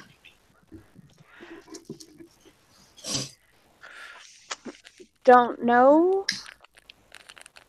Well, yeah, if you want to talk about women serial killers, Elizabeth Battery, right? No. Yeah. She wasn't a serial killer. She was part of the reason why we almost brought back the death penalty. Hey? How so? 5 blokes went and picked her up while she was walking home. This was back in like 1981, I think it was. And they basically took her out to a paddock. They, like 5 of them, they were just fucked her stupid and beat the bejesus out of her and fucking broke her bones and slit her neck basically to the spine. And yeah, like, see, it's Muslims again, I tell you. No. This was well before it was like we had Muslims in the joint. Like no, these were Aussies. This is out the back of Blacktown. This is like the wild west back then, right? And it was such a fucking heinous crime that like cunts were outside the police station when they brought these cunts in. They were literally trying to fucking break windows in the police cars to grab these cunts and fucking there were cunts with effigies hanging off like nooses around their necks, hanging off buildings out in front of the police station. Fucking like no shit, they had to call tactical officers in just to protect these cunts from the crowd, and they were calling back then for the death penalty to come back just for these cunts. It was almost that right over here when the Yorkshire Ripper was caught. What was his name? Peter Sutcliffe. Sutcliffe. Peter Sutcliffe. Well, Myra Hindley. Yeah, Myra Hindley as well. Myra Hindley was one of the Moors murders. That was in the early 60s. Yeah, but I'm saying, but the Moors murders, that one really freaked people out because it included a woman in it. You know, there was a woman. And the same thing with, Fred West and his wife. Now, there's a good one. Wasn't that the Morehouse murders? Moors murders. The Moors murders, yeah. It was on the Moors. But she always wanted to get released. Yeah, but you see, of all the retarded things, you don't do a murder on a moor because moors actually, a peat is that it preserves the body. Yeah. You don't do it there. Stupid. Take the kids and kill them on the moors because you know how easy it is to get lost or lose things on a moor. Well, it is. That was their mentality. The evidence is going to be preserved. Yeah. Thing is, though, still stupid. She campaigned all through her life to get released from prison, but really speaking, if she'd been released, she would have been killed. See, here's another one. Here's another one. Janine Balding. She was murdered by a group of homeless kids. They basically went to Sutherland. It's another affluent area of Sydney, and they bailed her up in a train car park. And they took her out the back of Blacktown, and they had a way with her and I think they drowned her. They pushed her face into a dam. But one of the 5 was a female. Yeah, they never like you when there's a woman involved. You know, it all gets a bit weird. In fact, Sharati, there's a lot of goddamn cannibal serial killers that are women. Yeah, there are. Yeah, Sharati.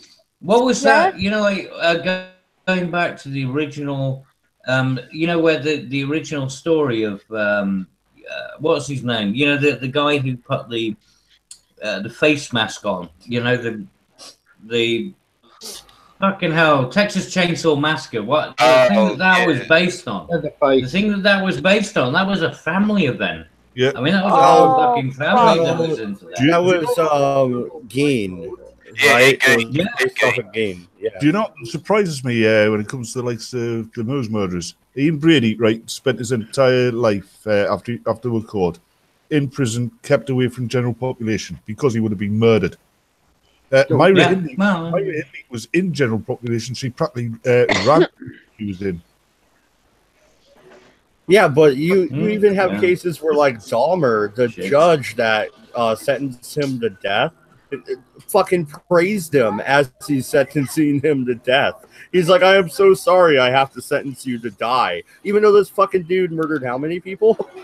I mean, yeah, but damn Jeffrey many. Dahmer was meant to be, yeah, but he was a pillar of society at the time, wasn't he? I mean, he was like part of the local, you know, he was a commerce Republican. commission, He was a things like that. Republican. Yeah. Yeah, Oh, what do you call a guy? there you who go. I put mean, that- he was in all the sort of business institutions and things in the local area, so he's a well-respected guy. Suicide prevention hotline. Could you imagine you want to kill yourself, and on the other end of the line, Jeffrey Dahmer telling you not Yeah. to. What do you call a That's guy? it. And yeah, he's fapping while he's telling you to do it. What do you call a guy? I think it was around the time of Houdini, psychopath guy. He built this house, hidden passages in the walls and that, and death rooms all over the place. Yeah, you're talking about the No, same that's guy the I one we was were talking about earlier, yeah. This- That's the one with the I'll- maze. I'll- Yeah, I'll like the look up fucking his- I'll Minotaur's look up his maze. name real quick. That way you know. Yeah. Yeah, that's the one we talked about earlier. I missed him. Yeah. Well, you weren't listening. No, I don't think I was here then. He's when the he- cheese. Here's a horror turned killer, Eileen Warnos. She got the lethal injection. Mhm. Yeah, what did she do, though?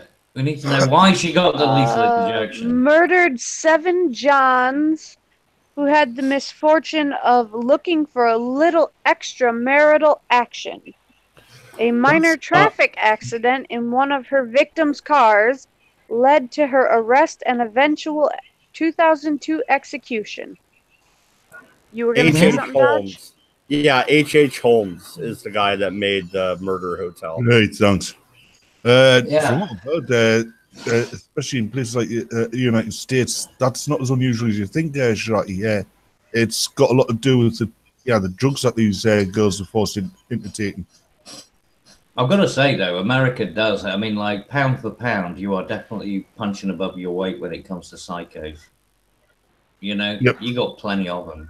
You know, I guess that's like, but most of them are in, you know, places where it's, you know, it's kind of desolate, or, you know, there's, you know, a lot of distance between people. People get bored. They got to find, you know, I mean, fun's where you I'm find bored. it, I right? think I'll go kill the neighbors. Yeah. Well, apparently this woman is known as the most evil woman in Britain. Mm-hmm. Oh, Mira Hindley? Oh, Myra Hindley. That's the one we were talking about Myra earlier. That's, Hindley. but yeah, she was part of the Moore's murders. no, she's not the most evil one in Britain. That's true. Myocardial infarction is her cause of death. Yeah, well, didn't come a day too soon. I think it should have been something that was slow, painful, and terrifying. Mm. Yeah, nah, she was, and the thing was, she kept on, and the weird thing was that people were trying to get her released. There was a, you know, like a protest group that was trying to, you know, to get her out of prison. It's fucking bizarre. Nobody cared about, you know, who was the guy? What was his Ian name? Brady. Yeah, no one cared about Ian Brady. Fuck him. He didn't But the women's wanted to get the woman out of prison. Ian Brady didn't want to be released.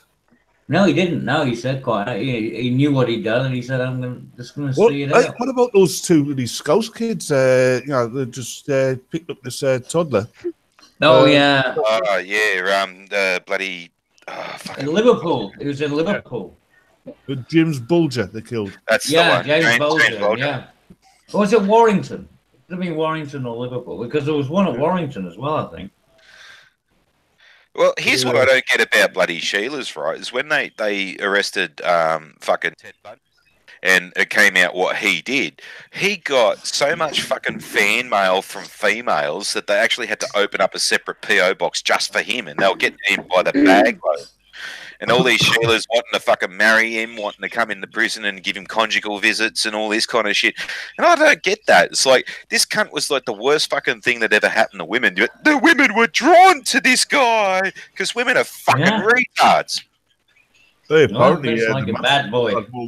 Apparently, Manson's cult had more than He did, yeah. Manson had a whole fucking cult. You must be joking. He had a cult based around it.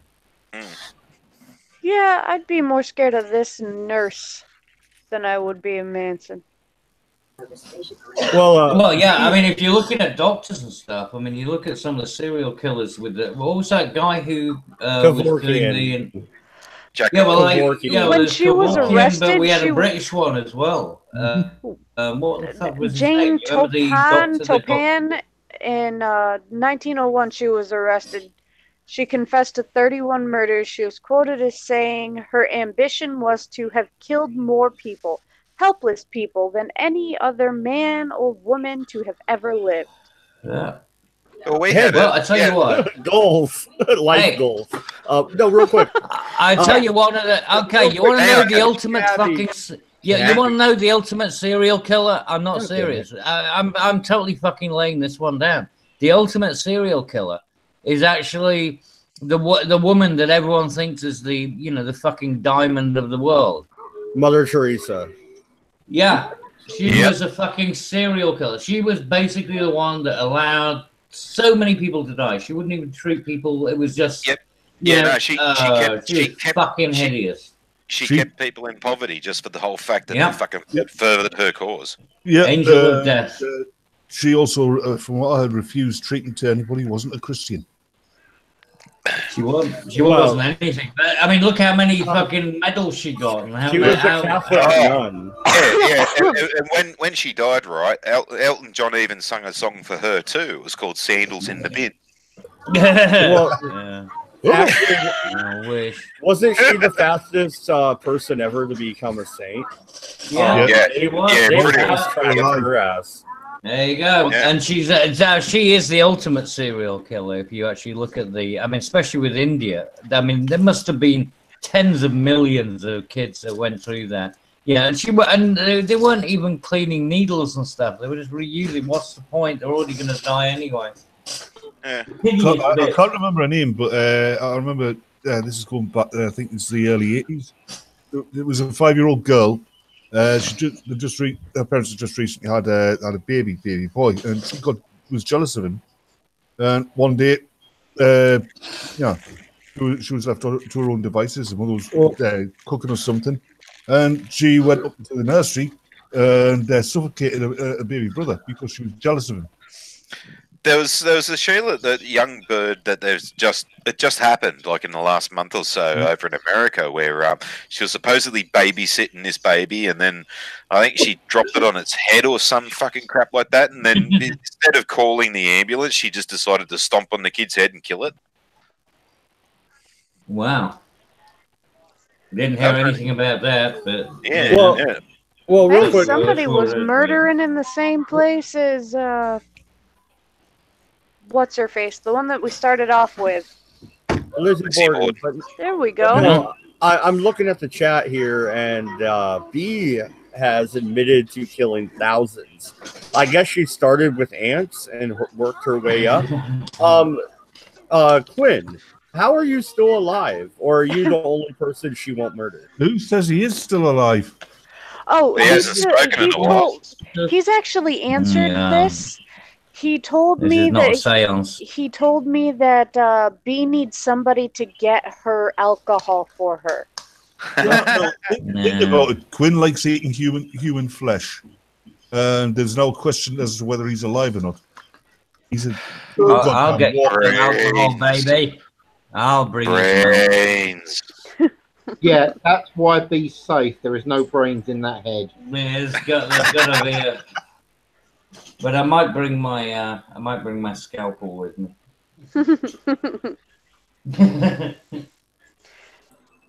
But yeah, that's a first.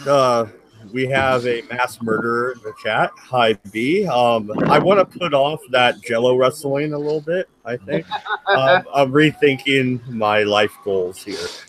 Well, see, here's an even scarier thought. Like, I've saved so many lives in the course of my life that I could actually go to a small third world country and eradicate an entire town and then still have karma points to spare.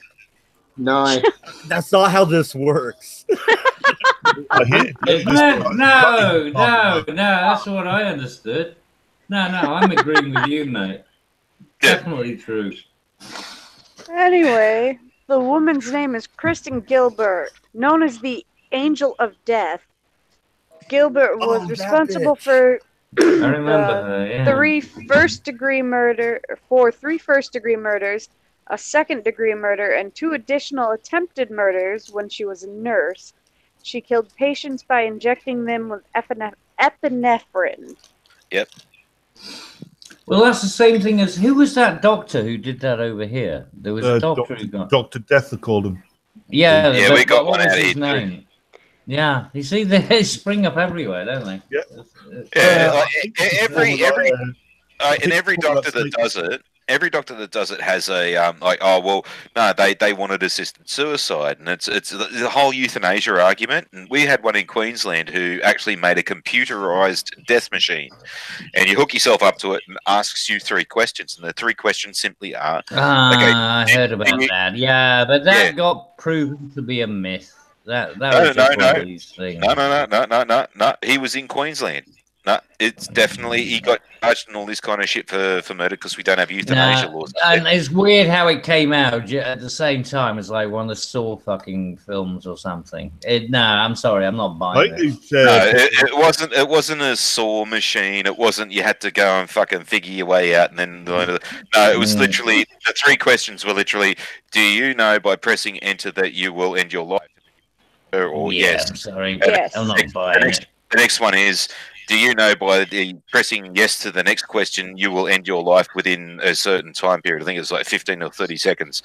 And then you press yes to that, and you said, do you know that you are aware that by pressing yes, you will end your life within 15 seconds? And then you press yes, and then it injects a whole bunch of things. There's definitely photos of this machine and everything. All right, but that's for but that's not for mass. I mean, that's like assisted suicide, exactly, like Switzerland. Switzerland's got that. But potatoes, tomatoes, assisted suicide out here is still murder. It is most places, I believe, it is over here, but it's still not. It's still mass murderer.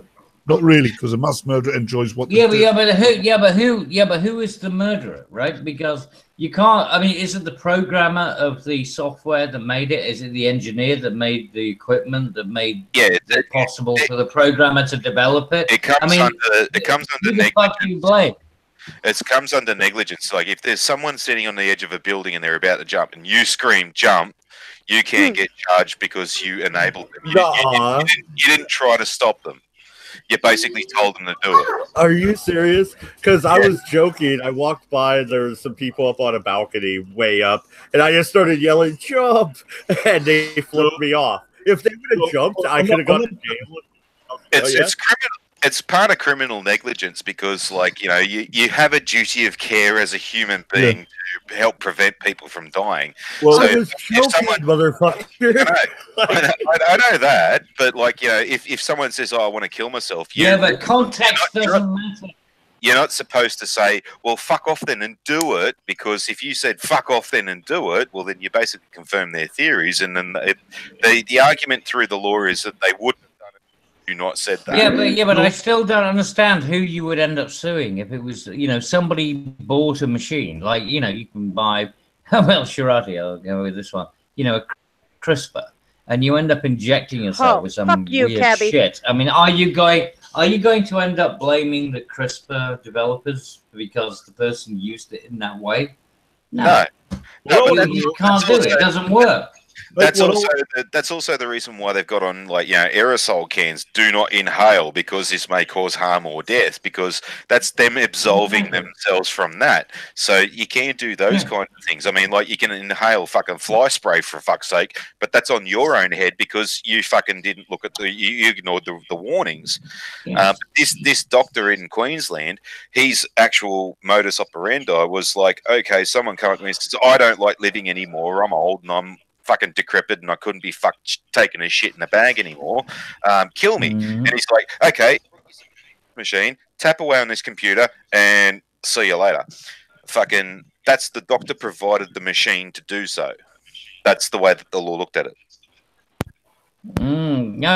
Okay, so if you lease a machine to somebody, you can be potentially guilty by proxy Yes, because exactly. of how they applied it.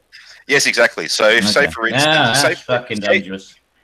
Say for instance, right, I knew of someone who wanted to die, but they couldn't physically make themselves out of the bed. But I went and bought them a CO2 cylinder and the orinasal mask to breathe in that CO2. Oh yeah, And yeah, but you'd be a separate person. But if they did it themselves, then there's nobody else involved, right? I mean, if you did it, even if I just put it in the corner of the room and said, right, that is there. Whatever you do with it is not my problem.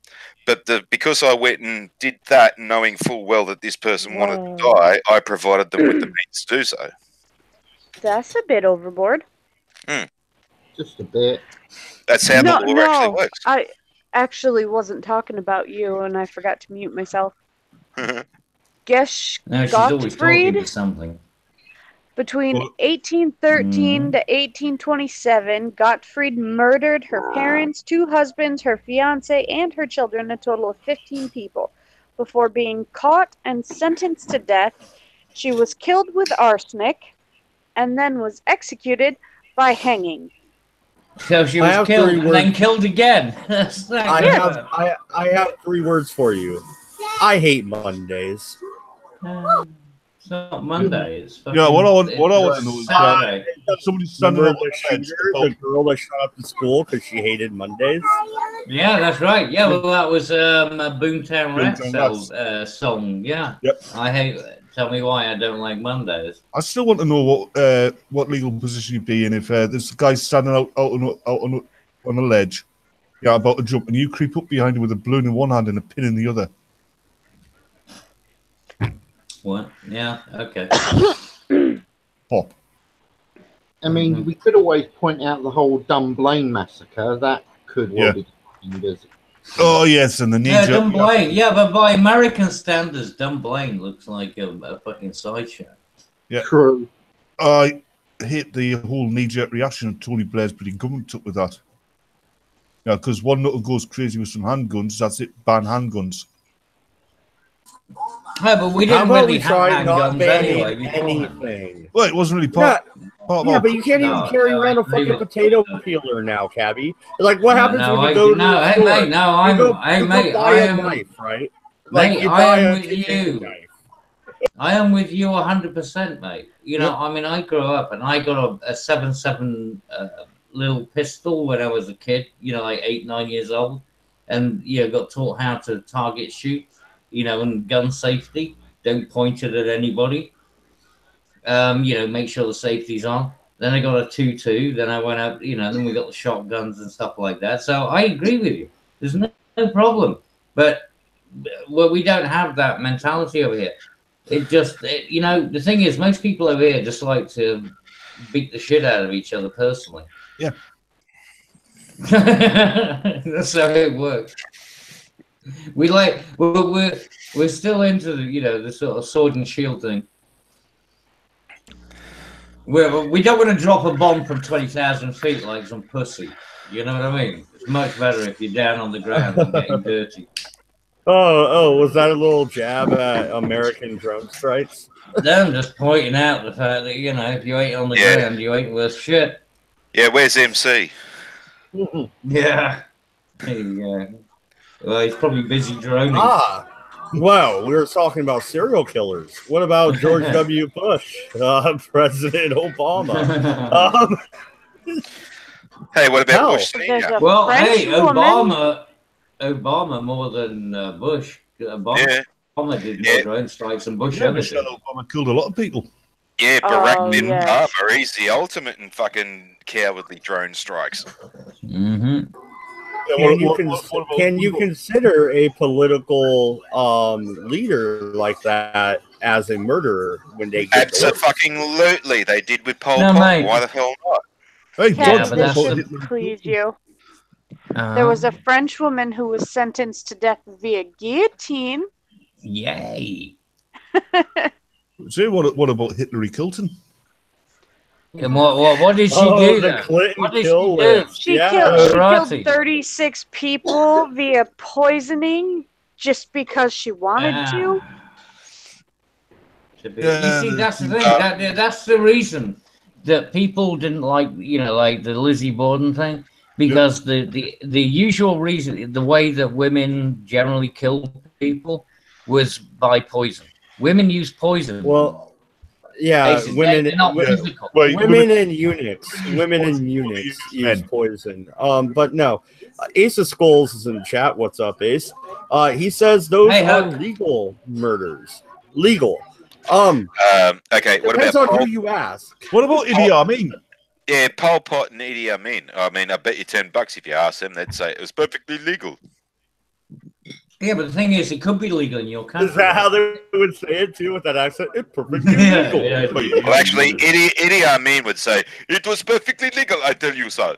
And Pol Pot would go, God damn it! That's just too close. It's dangerous. That's freaky. Kim Jong Un. Yeah, but I mean, look at all of the. I mean, anyone who's a despot. I mean, shit. Look at the crap that's happened in Venezuela and things like that. I mean, there's been loads of them. I mean, Congo. Look at the Democratic Republic of Congo. Well, yeah, there's been more atrocities there.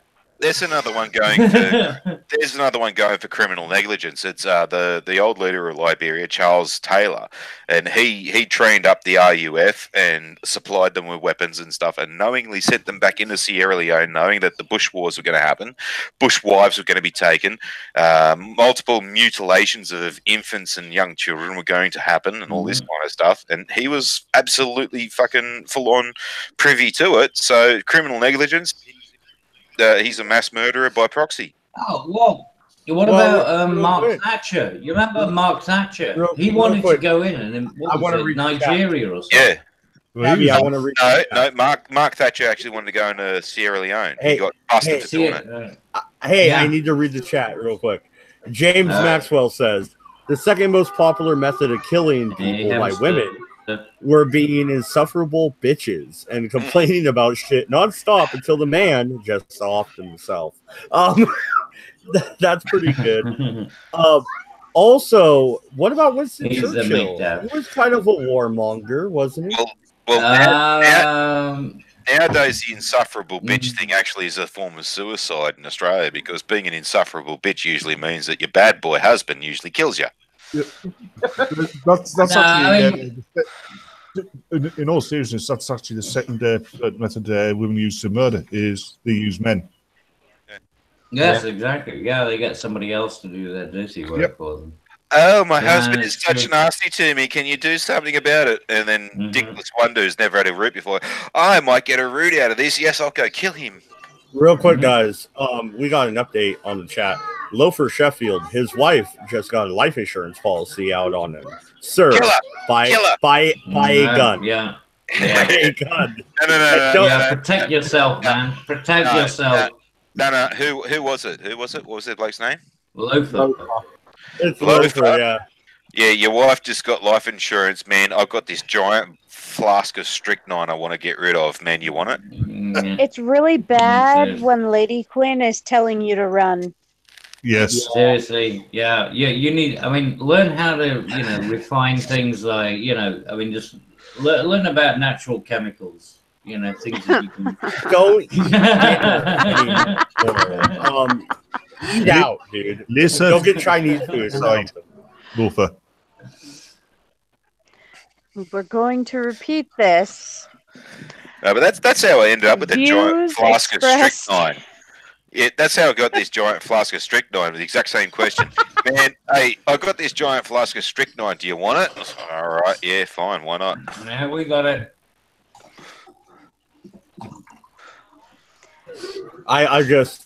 If Loafer disappears, we know what happened. Yes, wife took out the insurance policy. Yeah, she cashed out. No, Loafer's got it sorted. That's it, chippy for every meal from now on. I agree. No, isn't it only like if she got their life insurance policy on him? That's what he. That's She what he did. was saying. Yeah, It's on him. yeah, Oh. she did. Oh, yeah, it's on yeah, him. yeah. You skipped that kind of thing. I thought she got the life insurance policy on herself. So, oh yeah, dude, No, it's on him. run as far as you run, fucking can. run for the hills. You know, I what's ran always as fast as I fucking can. about murderers. Yeah, and especially murderers that got away with it. Women seem intensely interested in these documentaries. Yeah, how many guys are ex-husbands? How many ex-husbands have died of hers? You might want to check and look into some records. Yeah. It could be a Dexter thing. Yeah. Well, I was thinking the Black Widow angle, but yeah. Well, yeah, okay, yeah, fair enough. Hey, Loafer's wife, if you hear this, I I've got a wish I 30 didn't great know big what you were spider you talking can have. about, Cabby. Huh? What, Dexter That- or the Black Widow? Both. Well, Dexter was a TV show about a serial killer, and Black Widow was I a know. particular woman who. Okay, you did know. So why did you say you didn't know? I said I wish I didn't. Oh, I see. Well, me too, but it happens. Speaking of Black Widows, if you want to knock your spouse off, I have a shit ton of fucking redback spiders you can have. Do not import those into the now that'd be interesting, wouldn't it? Yeah, just drop those into the bedroom and leave. I don't want those redback spiders breeding with the redback spiders that we've already got. No, thank you. You don't have. Actually, Sharada, you don't have any redback spiders. However, you do have their less lethal cousin called the Black Widow. Yeah, everything's more nasty in Australia. Everything will kill you. I Even said the I don't want the redback spiders that they've got breeding with the redback spiders that we've got. In Australia, you don't have redback spiders in America, though. You know, when you're in Australia, the redback could fuck a Black Widow. In Australia, can't it be considered trying to murder somebody by it? It'll be a spectrum. Garden. They are a similar breed of spider. The Black Widow and the redback are related, but yours don't have red backs on them, so they're called Black Widows. Ours have red backs on them, so they're called redbacks. Yeah, and also because we're fucking simple out here. Yeah, but the poison in the redbacks though is far more, toxic. Yeah, it's a neurotoxin. Yeah. It's like the pufferfish. It shuts your body down. Fucking hideous. Everything, and that's the reason I don't want to go to Australia. Fuck that. Does it also kill you? Doesn't it also cause the flesh to decompose as well? Yeah, it's a necrotizing neurotoxin. Yeah. Even the plants want to fucking kill you, right? There's true. Yeah. Actually, there is one spider that out here will bite you, but 90% of people are immune to it, 10% aren't. But the ones that aren't don't die from it, but it basically flares out into a gigantic chemical burn. Say, for instance, you're bitten on the leg, you will scream for your leg to be amputated or else be killed by it because it is that insanely painful, and it won't kill you. That's like the what is it? The box? It's like the box jelly. No, the lion's mane. You remember? It was in the blue-ringed octopus. Yeah, the blue-ringed octopus, and that's that was in a Sherlock Holmes book, wasn't it? About the lion's mane, and this guy comes out and he's screaming. Well, I mean, you see people. In fact, I've heard stories about people being stung by those. That's a blue bottle. And they've been given, morphine and everything to numb them. Yeah. And they're still screaming. Because there's no way you can numb the pain. It just doesn't work. Box jellyfish is the clear one. There's a blue bottle, which is blue. But you guys know it as a Spanish man of war. Portuguese man of war, I think you mean, mate. Yeah, well, you see, this is why I don't want to go to Australia. I mean, why would you go somewhere where even the bushes want to kill you? I think the world's deadliest snake ever. Yeah. Well, no, in the chat. Actually, no. Southeast Asia does. In in the chat, they're even saying that the mice will kill and eat you. They Is will. that true? Yeah, Even your they fucking will. mice? You name it. Anything. Yeah. They don't give a shit. Actually, that's something that we do have in common with Southeast Asia. The Vietnamese have these gigantic rats that will eat you while you're asleep. We've got mice that will eat your corpse. Uh-huh. It's actually Southeast Asia has the deadliest snake in the world. We've got the top 8. No, it's a python. It's called. The taipan is the most poisonous. The taipan is the most poisonous. It's actually a. But you got the black mamba. No, it's actually a viper. That's actually the most deadliest, and it's called a 2-step viper because when it bites you, you take 2 steps, you're dead. And that's in Southeast Asia. We actually don't have something as deadly as that. I remember we've got the 5-step viper. However, actually, that black and white fucking sea snake that you guys have is the deadliest fucking snake in the world. Is that the coral snake? I don't remember what the fuck it's called. The black and white one or the brown one? The black and white one. I want to say coral snake. Sea snake. Yeah, no condors are those. No, the worst one you got out here is the brown snake, and the only reason why that's the worst one is because those bastards don't fuck off once they've bit you. So if you come across someone who's lying in the bush and you go to do your DRABC on them, the danger part of it is do not move the body, because if it is a brown snake, the brown snake is sitting in ambush under the body, and as soon as you move the body, it'll get you too.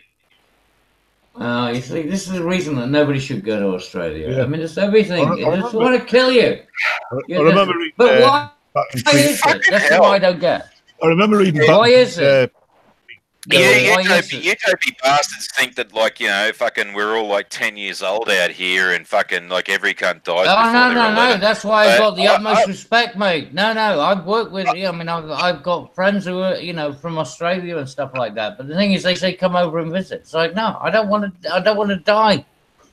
You're used to it. You know how, I don't want to get a funnel web spider biting me on the arse.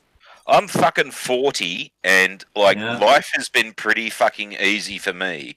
And I've been to other places in the world where you should be carrying guns, and I thought, no, it's all right. But yeah, like even in America, there's places there I should have been carrying a gun. I thought, I should be fucking armed here. But like out here, no worries. And that's where I see like coppers. I'm not talking about you needing a gun against people. I'm talking about the fucking nature. Yeah. Here's the thing. How the fuck do you lose a war to a bunch of emus? Well, this is what I was talking about. Like, over in America, right? They were talking about bears and shit like that. And I'm like, well, I've just got this faggot infantry knife. That's usually what I like out in Australia, but we don't have things as size of bears that we need to like. Yeah, the drop bears, they're only the size of koalas. Bro, there's cunts off. Though. Yeah, but they're vicious. But a fucking grizzly, you're gonna need something with a bit more bloody reach than a bloody knife, mate. A bit? Yeah, just a bit.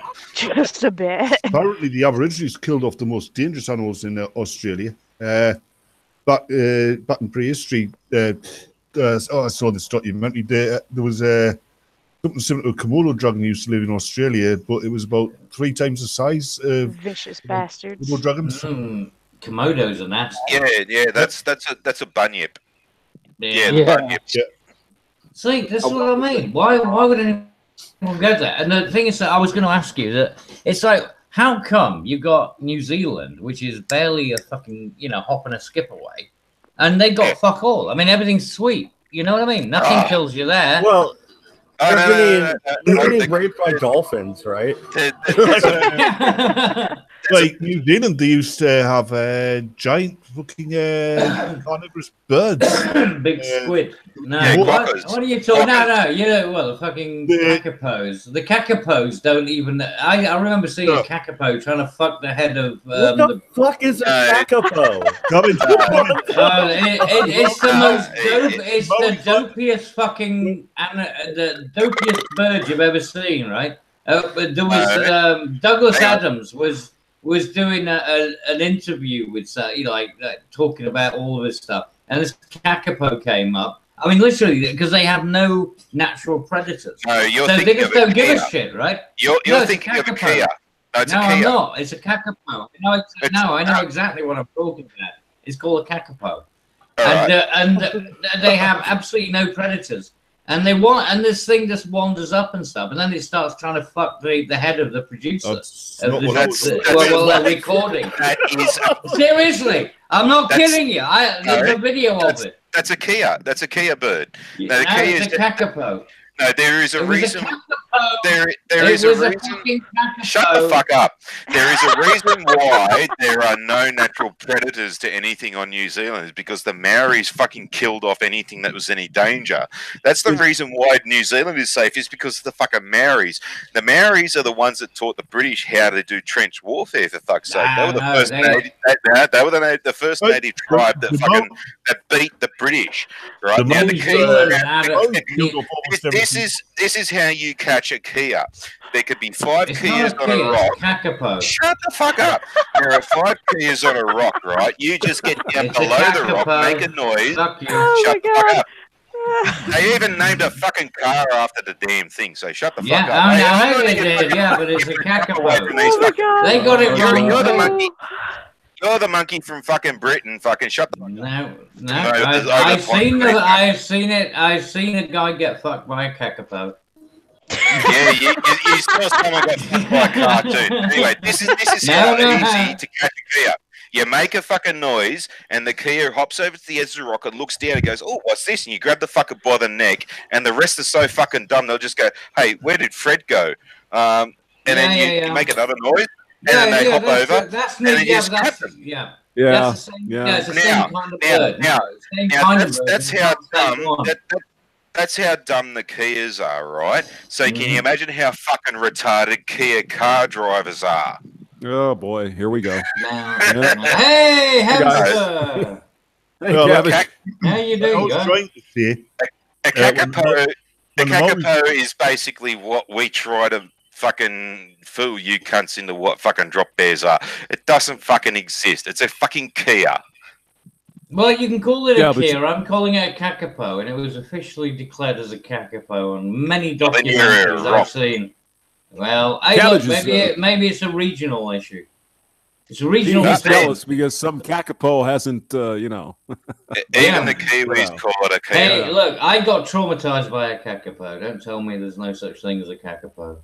So you're the one that got fucked in the ear by I got legal representation against that. But for all you know, man, you're that much of a slut, Cabbage. You got fucked in the ear by a budgie and didn't know what the difference. That sounds more like I was happy for the attention. It's going squeak, squeak. I'm a kakapo. I'm a kakapo. Oh yeah, I'm a kakapo. I'm a kakapo. Oh, who's my bitch, Cabbage? I'm a kakapo. Yeah, fuck you.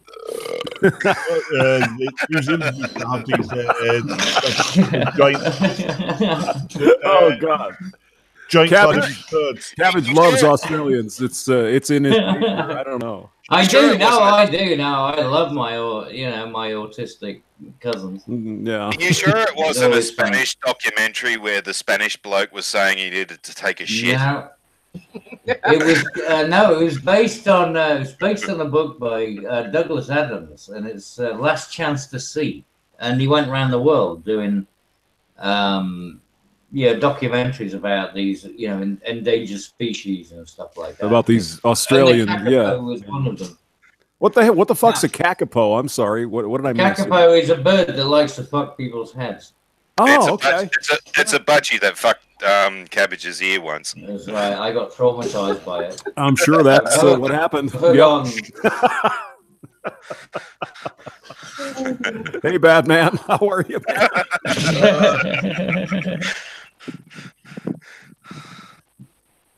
I mean, who knows about Australia? I mean, everything down there is trying to eat you or kill you. I mean, you got to admit that, right? Not everything, no. No. Damn no. If you have super syphilis, you can rub your dick up against the belly of a platypus, and that'll cure you. So yeah, there you go. That one will save your life.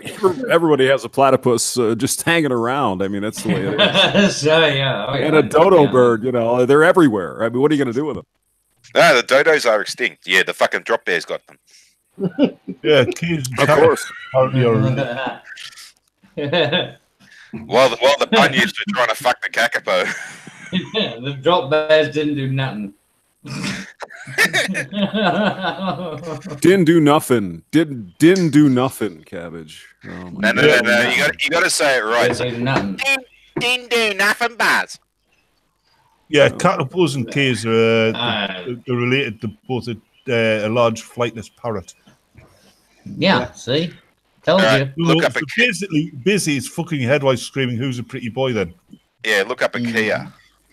You'll find they're almost the same. It doesn't matter. Yeah, almost the same thing. That's the reason that you have different names for different things. Yeah, but you got to remember too, in New Zealand, there are no sort of predator type things. Like there's the Tasmanian. Oh, no, hang on. That's Tasmanian. Fuck off. No, mate, no. One of the reasons that the kakapo became like an endangered species was because he put cats on there. And the fucking kakapo would wander up to the cat, and the cat would. Okay, now you're. You know? No, that's true. No, no, we even have a feral cat problem in Australia. Yeah. No, feral cats are a thing. No, they introduced cats, and they put cats in there, and because the kakapo didn't have a natural predator, it had no idea that this thing was dangerous.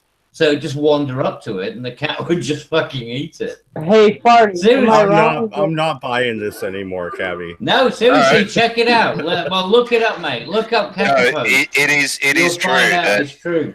It is true that every native New Zealand animal has no natural predator, and yes, feral cats are a thing.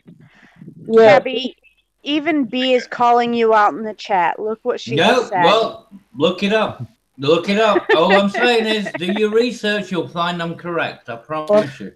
Okay, I'm pretty sure. This is a hill I will die on. Hang on, Cabbage. Die on this hill. Well, hurry up and die. Fuck off and die then. What did you want to say, Sid? You can kiss my ass, you shitheads. Everyone shut the fuck up. What you want to say? What I was trying to say is that Australia also had a major infest of rabbits. God damn it. Yeah, yes, we did. Yes, we still do, and they're actually cane toads. Yes, and it's actually law that if you see a rabbit on the road, you must swerve to get the cunt, and the same thing with cane toads. The only difference is with rabbits, you only probably get one, but with cane toads, you can just swerve up and down the road and get fucking hundreds of the bastards, and they go pop under the wheels. We've got games like... There's Frog Splat, which is when, back in school, when you had the fans going in the roof, you grab a cane toad, you throw the fucker in the fan and see how far it can splat.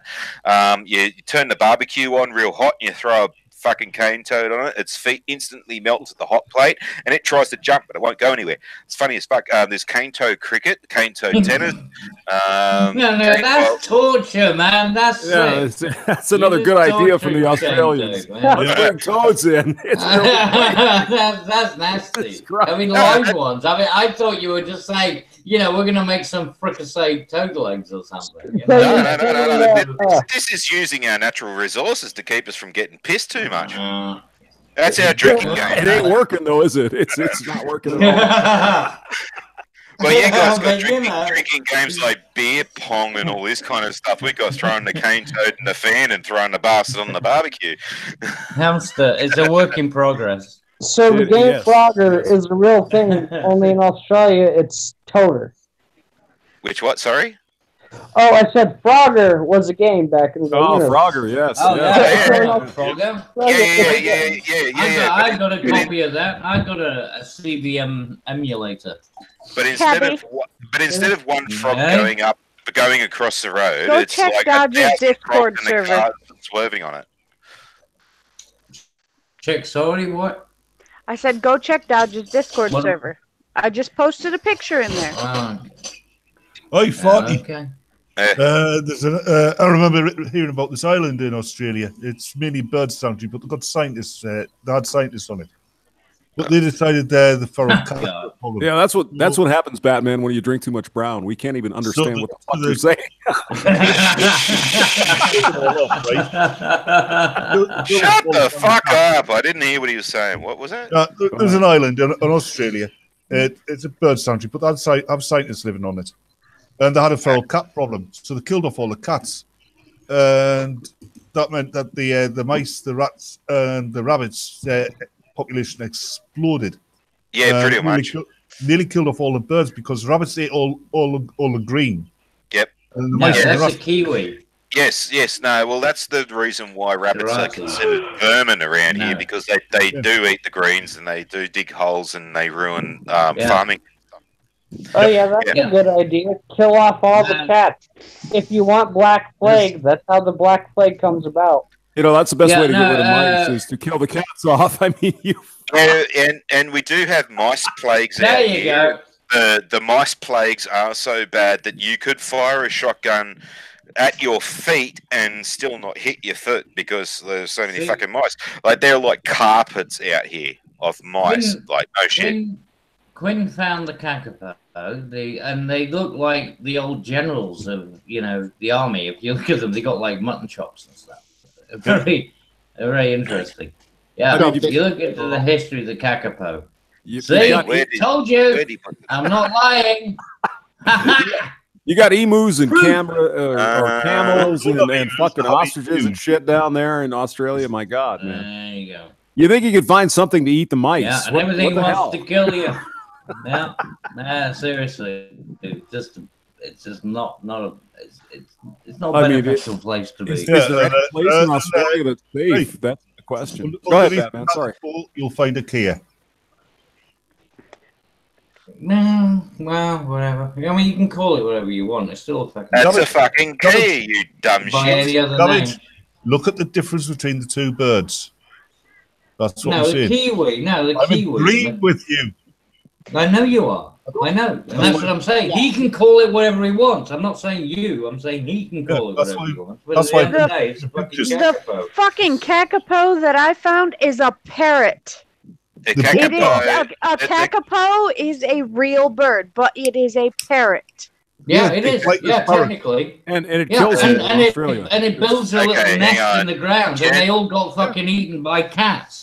Jensen, that kakapo is a male Kia. The rest of the photos there are female Kias. No, the one that I posted is a fucking parrot. No, the one you posted, Sharadi, is a kiwi bird. That's a completely different thing altogether. The second one. The second one is a Kia. I'm going to fucking resolve it. I am going to fucking resolve it. Is a Kia. The Kiwis, don't they have like big I'm going to show you a guy get head by a cat to kill you and all that? I think they do. Big claws on their feet. I'm going to show you the fucking video of this guy getting fucked in the head by a kakapo. Okay, we're waiting, Cabbage. Good. Show that. Well, sure. I could probably find you a fucking picture of someone getting fucked in the side of the head by an eastern rosella too. Doesn't mean shit. Birds are stupid. A what? Eastern what? What? Eastern rosella.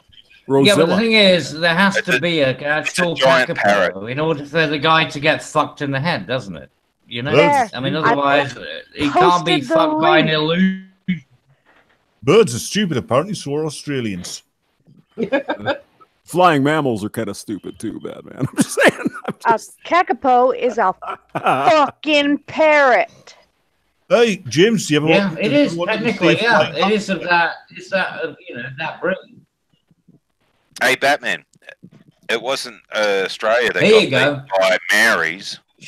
Natural fact. It wasn't the United Kingdom that got says it. This even says it. Shagged by a... This actually is titled Shagged by a Rare Parrot. This is actually titled that.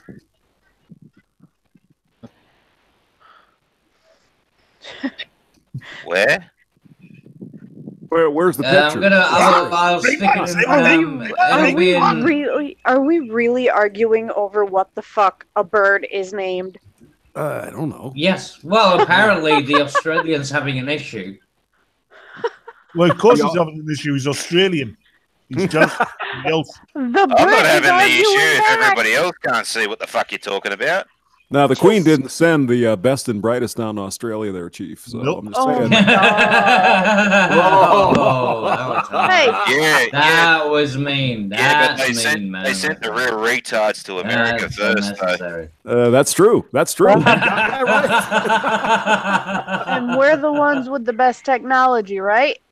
Forget the Australia. The Japanese, but anyway.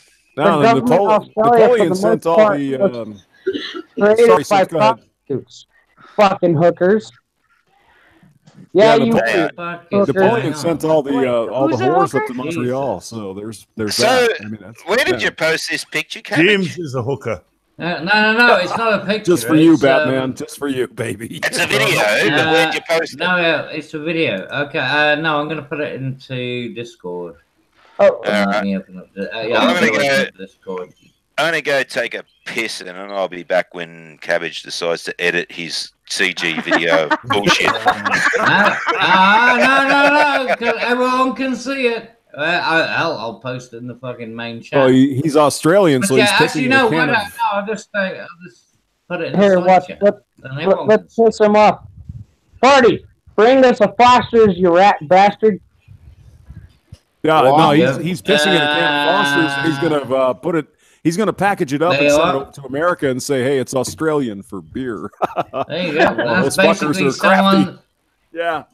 There you go. And that is actually that video is titled "Getting Shagged by a Parrot." Okay, and that's the kakapo.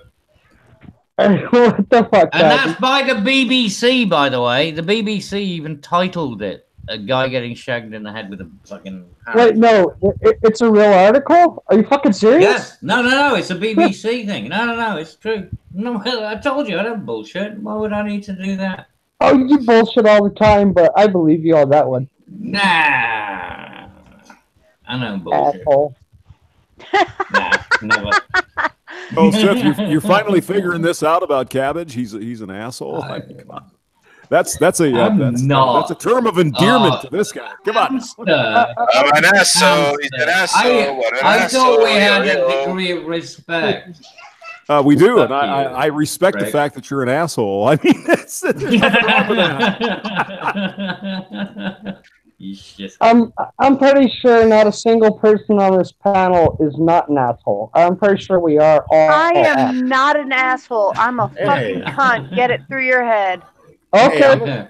Okay, the one woman on here is a cunt. Let's not forget. Yeah, I fucking cunt. I'm definitely not doing any arseholes. That is absolutely a fucking Kia. It's a fucking kakapo. Well, have you posted it? No, a kakapo is a Mexican trying to say he needs a shit twice. Cabbage, where did you post it? I can't find it. Well, that's the refried beans. I put it in the side chat. Ah, that's what I can't find it. I was trying to make it easy. God forbid. Right? No, that's a kakapo. You guys are looking on Discord? Is that? No, on the side chat is. Oh, on the side. Oh, I see it. Okay. That's the link. Yeah.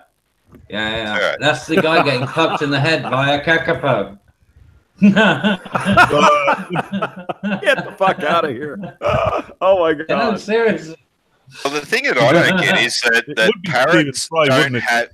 parrots don't have penises. So what I don't get is how can a penisless parrot fuck someone in the ear? It's cloaca.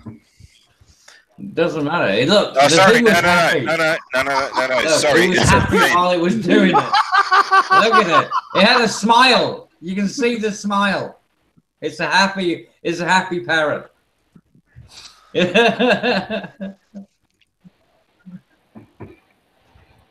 Oh yeah, he's gonna spew some man gravy all over this guy. Look at this. There you go. Hey, look at this guy. He's getting a facial. He's getting a facial. Yeah. That's right. But then again, Stephen Fry is gay, so it probably was a male parrot. Oh, you're saying there was a trap? This parrot is freaking the hell out of this guy. Oh my god, that's crazy. Jesus. Oh my god. I told you I don't lie. I say I'll give you the goods, I give you the goods. Parrot porn, Cabbage. Parrot porn. I love it. It's a new genre. It's gone back for seconds now. I mean, that's kind of crazy, actually. I've never seen anything I need like to that set up before. a production company. Yeah, can you imagine parrot porn? Can you imagine sick bastards in New Zealand put one of those in petting zoo? Yeah, but I mean, New Zealand is those different. things are so fucking retarded. But the reason that thing was willing to do that, the reason that bird was willing to do that is because, like I said, it's got no natural predators. You know, so it doesn't give a shit. It'll fuck anything. It's desperate. Is there anything around Australia that doesn't have these kind of things? New Zealand, maybe. I don't know. They have sheep there, though. Yeah, and the sheep are frightened of the people. Well, that's the thing. Yeah, the sheep. It's just kind of like a thing. Like there's this blonde with the New Zealand countryside, and she saw that she looked over into his paddock and said, "Seen this fucking New Zealand bloke chock a block up a sheep," and she fucking pulled over and said, "Oi, shouldn't you be shearing that sheep?" And the New Zealand bloke said, "Nah, fuck off. I'm not shearing this with anybody." Oh, God. Oh, Jesus. There you go. I'll tell you, yeah, but New Zealand is the extension of Wales. Here is a joke that I got told by an actual Maori, so this can't be racist because I got told by the source of the joke anyway. There's this Maori chief and his son, and the Maori chief. Maori, that's the Yabos over in New Zealand, right? Okay, yeah. And this Maori chief says to his son, "Hey, son, I've fucked every woman in this village so many times I can tell them by smell. I'll bet you $10 if you fuck one of these Sheilas and you come back, I can tell them. I tell you fuck." And so his son says, "Why is he South African?" Yeah, I know. He's not South African. South African is like this, you uneducated poofter. No. All you would do is pretty much South African. Yeah, South African, and not South African. No, that second accent. It sounds like a Welshman trying to do a Mexican accent. South African, and not South African, brother. Okay, we don't sound like South Africans. Okay, fucking shut the fuck up, you fucking cowardly cocksucker. Oh, I'll build a trench and fucking scare you away, bro. Anyway, bro, fucking. The son goes, fucking, "Okay, Dad, you're on, bro." So that night he goes and sleeps with one of the Sheilas. He sticks his fingers up her and he comes back the next day. He goes, "Okay, Dad, who's this?" And he goes, "Oh, that's Sadie. She's got a very fragrant aroma." And the son thinks, "Guy up, I'll go and sleep with one of the really young Sheilas in the village. There, she won't fucking know. He won't fucking know her." And I just realised how fucked up this joke really is. But anyway, he goes and fucks one of the underage girls, sticks his fingers up her, and he goes, "Okay, Dad, who's this?" And he goes, "Oh, that's Sarah. She's got a very pungent aroma." And the son thinks, "Oh, I've got to really fuck him up now. Oh, I know. Next night he goes down and he fucking sticks his fingers up one of the sheet and he comes back to his dad and he goes, "Okay, Dad, who's this?" "Oh, get your stepping out boots on, son. There's a fucking new woman in town." Oh, Jesus Christ. Not a surprise at all, actually. But, Farty, any of you guys, have any of you seen Once We're Warriors? Yes. Yeah, with, absolutely. Django Fett. Yeah, that was a good fucking flick. Is that a Mad Max kind of thing? No, you mean Warriors. You mean Warriors come and play No. Jay Jake the Mud.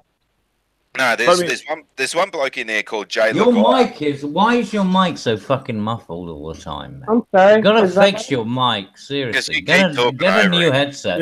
Yeah. Anyway, Jay helmet off.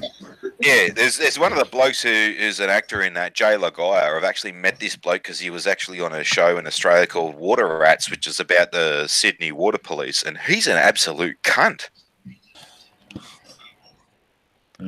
Is there an Australian that isn't a cunt? I'm just saying. Just throwing it out there. Yeah, but no. See, well, you got to remember too that when we say cunt, that could also mean a mate. Yeah. I'm trying to get Godbother around here. He's an Australian, and him and Cabbage have this relationship. You won't come on a stream with me, mate. No chance. I know. No, well, look, it's like Italian. It's all about the inflection. If you go, cunt, what you doing? Yeah. If you go, cunt, that means you're pissed off with him. Oh, he cunt. Yeah. You're pissed off with him. Hey, cunt, what are you doing? No, hey, mate, what are you doing? Yeah, no, in America, cunt is it's a bad word. Yeah, but no, I understand. Are you saying it's not a term of endearment? Yeah, no, it's all in the inflection. Like, if you I drove over a nail and I flattened me tire, so you silly cunt. Yeah, that just means you silly person. It's like but like I just crashed. Exactly. You fucking idiot cunt. You fucked up. Like, Barty, that's context. The same in the UK. Yeah, context. That's the same in the UK. Context.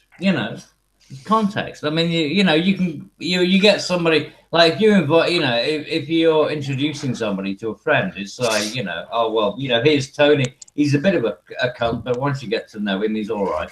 Yeah.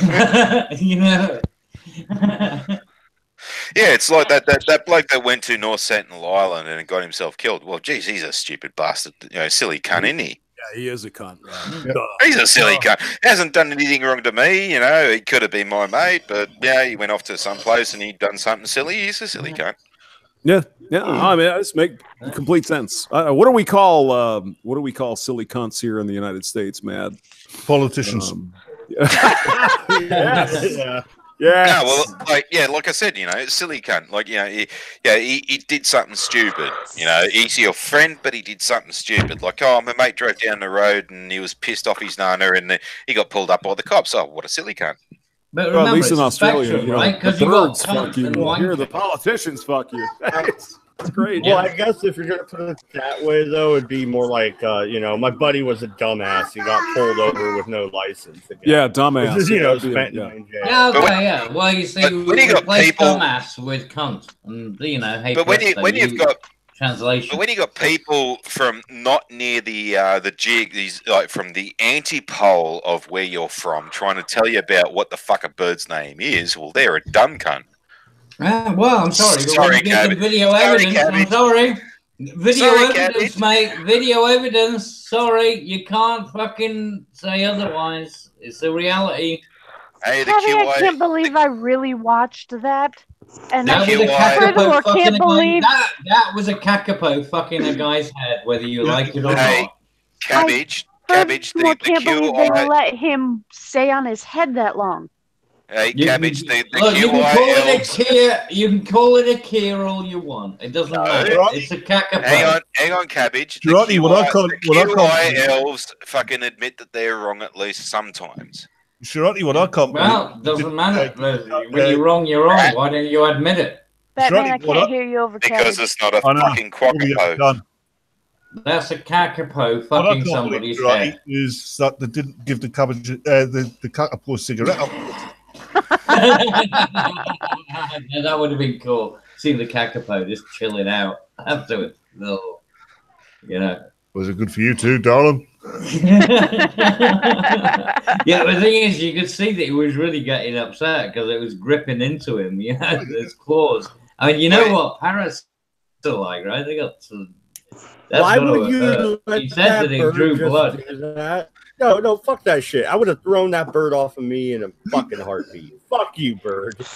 Yeah, but that's the point. The whole point of the Oh, thank you, honey. I'm glad that you can believe that I watched it. The whole point of that documentary is that it's and because now of you can watch it. No, but I'm talking to my husband. You have to realise that when people from the region are looking at you like you got two heads and telling you you're full of shit, you must be full of shit.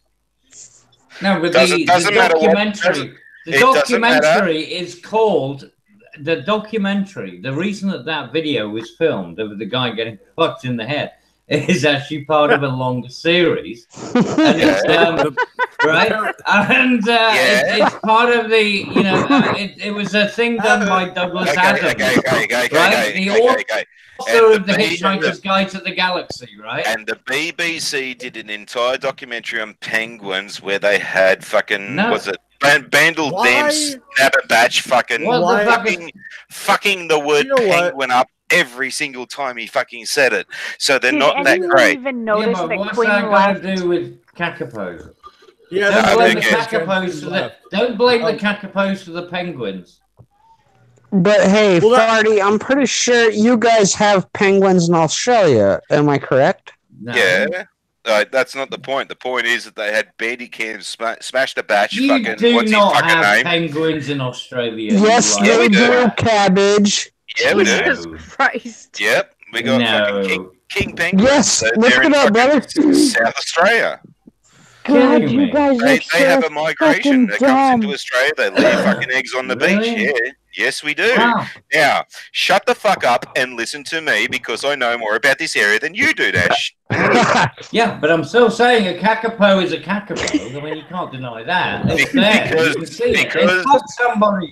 The fucker fucked somebody. Jesus Christ, a kakapo's a fucking parrot. Because yes, it is. It's a type of parrot. There's lots of types of parrot. Fuck's sake. The BBC how got it many right. different types there are. But the thing is, it's called a kakapo. Okay, enough. Go. Right? I mean, and see how many times the elves have got it wrong. What are the classifications of the different parrots? You're both in the fucking Amazon? pretty. Shut up. Let's change the No, subject. fuck you. No, you see, you're the one who wanted to make it an issue. You see.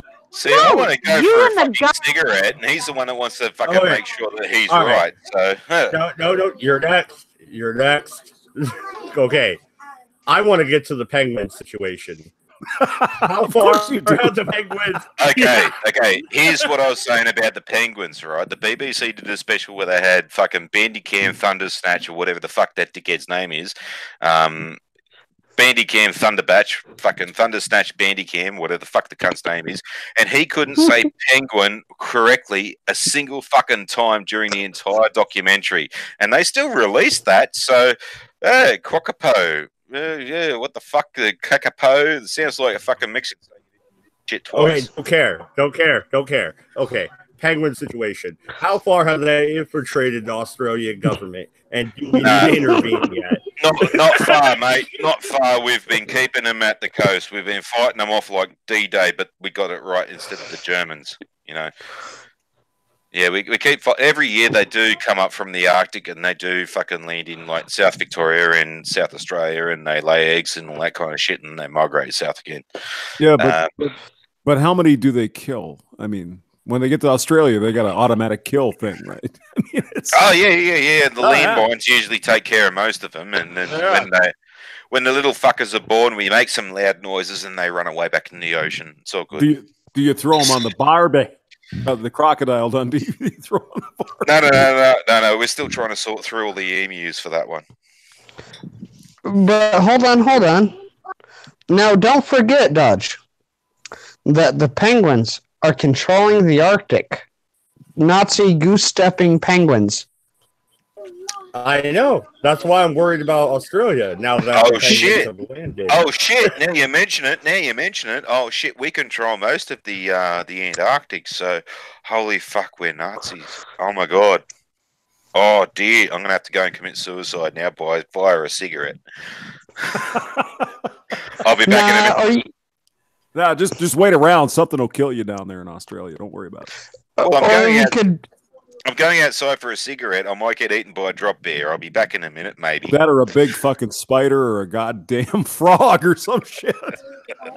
No, and Sherardi and Cabby, go ahead and unmute. I just wanted to get to the bottom of the penguin situation. Okay. I'm good now. Bring the cabbage back. I didn't even know I was muted. I didn't fucking care. I wasn't talking. I'm yelling at my husband. No, I wasn't talking. You know, that's what women do. Anyway, you know, you're a little trigger happy there, but yeah. Yeah, but Wait, fucking Australia. I mean, when a bush argued for 45 minutes before I hit mute. I'm trigger happy. But why do you care? Oh yeah, but you didn't interrupt. You could have just said, "Hey, back off" or whatever. You didn't do none of that. Because You just we listened. Okay, still trigger happy. Anyway, the penguins. Where were we? Penguins. No, Kakapos. No. I'm gonna drag you back to the Kakapos. The Kakapos are going to breed with the penguins. Oh, that's scary. Penguins that can fly? Even if it's only a couple of inches, that's fucked. Well, no, because Kakapos can't fly either. I mean, that's the reason they're fucking useless. They're just sort of retarded. Imagine they're like this, a retarded Dodge. cousin of the They're going to be parrot, riding right? the sharks in the Sharknado here soon enough, so just deal with it. Are they gonna have laser beams on their freaking foreheads? Because I want laser beams on their Yes.